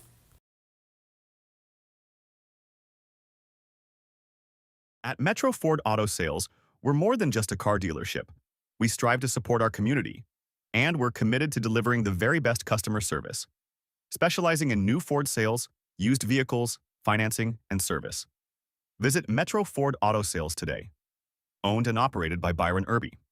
1000 Barnes Crossing Road, Tupelo, Mississippi. Call 662-841-1000. It's finally game time. The smell of the fresh cut grass, the sound of the drums as the band gets ready to perform, and of course the roar of the crowd as our hometown New Albany Bulldogs enter the field. Jody Walls and Brady Brock with Gumtree Mortgage here in New Albany remember those days and agree they were some of the best. They also unable to run the football with any consistency. Once the game got close, we had a long, hard fight on our hands. Well, it was a good, good victory for the Bulldogs. So. B&B postgame show. Let's send it down to a victorious head coach, Cody Stubblefield, along with David Good. Coach, this has been a hard place for us to play, and it came down to the defensive stand tonight, didn't it? You know, let's take it back to like it's 13 years since we beat these guys, right? 13 years, and we beat them twice last year and again this year. So give it to these guys for getting over that hump and finding a way to beat them. Like you said, it's tough here. No part of that's how you draw it up. We know that, and there's a lot of things we can correct. Told those guys, there's not a bad win though. We always enjoy wins, and that's what our goal is. I've challenged the offensive line with offensive line background 2 different times. We get stopped on 4th and short. We got to find a way to get those. It's a totally different game if we get the fourth conversion down there late. But hey, our defense, they bent right there, but they had 2 huge stops in the 4th quarter right there. So proud of our guys finding a way to win. Proud of them, for keeping on playing. Yeah, I was going to say defense stepped up. We were struggling a little bit this season with our defense, but they came to play tonight. Yeah, absolutely. You know, we've got to keep getting better. We've got to keep grinding out, finding people that'll do this or that, whatever we need to do. We got to tackle better. We offensively late in the game right there, we got to find ways to move the football. We didn't run the ball well, so a lot of things to work on. But give them credit for finding a way to beat a good football team. Congratulations, Coach. I'm going to talk to some of you guys. Thank you. All right, I got Cheese here. Cheese, captain on that defensive line. Yes, sir. Coach always says, watch you out on the field. You're having a lot of good times out there. Yes, sir. Just try to be myself, make plays, make the team better. Yes. I see you encouraging your players as well. On the sideline, do that a lot, kind of keep their motivation up. Yes, sir. Try to keep my players motivated. Like 16 made a big play tonight, made a big stop, play the game. Yeah, we're going to talk to him next. Congratulations on the win. What we got here? We got Mr. White. Come on, talk to me, Mr. White. You grew up playing some Shockers football. Yes, sir. And then moved away and was able to come back. And how's this feeling tonight? Great win. Proud to be back. Help this team win. Yeah, we got only a handful of seniors, but this has been a hard place for us to win. But tonight, Bulldogs come out victorious. Yes, sir. Glad we got the win. Great team win. Ready to come back next week and win again. Take care next week of Caledonia next week. All right. Mr. Simpson, I'm good. You're not only catching the ball, you're playing a little defensive end tonight. Now, come tell me about that big play you came up with there at the end. Hey, I started to get frustrated as we started to make broken pieces coming out on the second half, and then we just got those broken pieces, put them together, and made a bigger picture. Look good. The picture looked good, especially with the victory. Isn't that right? Yes, sir. Got homecoming next week. We'll be there in New Albany. Good luck to you on next week, and congratulations on the victory tonight. All right, I appreciate that. All right, up to you guys. Okay, back with you, Keith. And I tell you what, I think Coach Stubblefield said it just about as good as you can say it.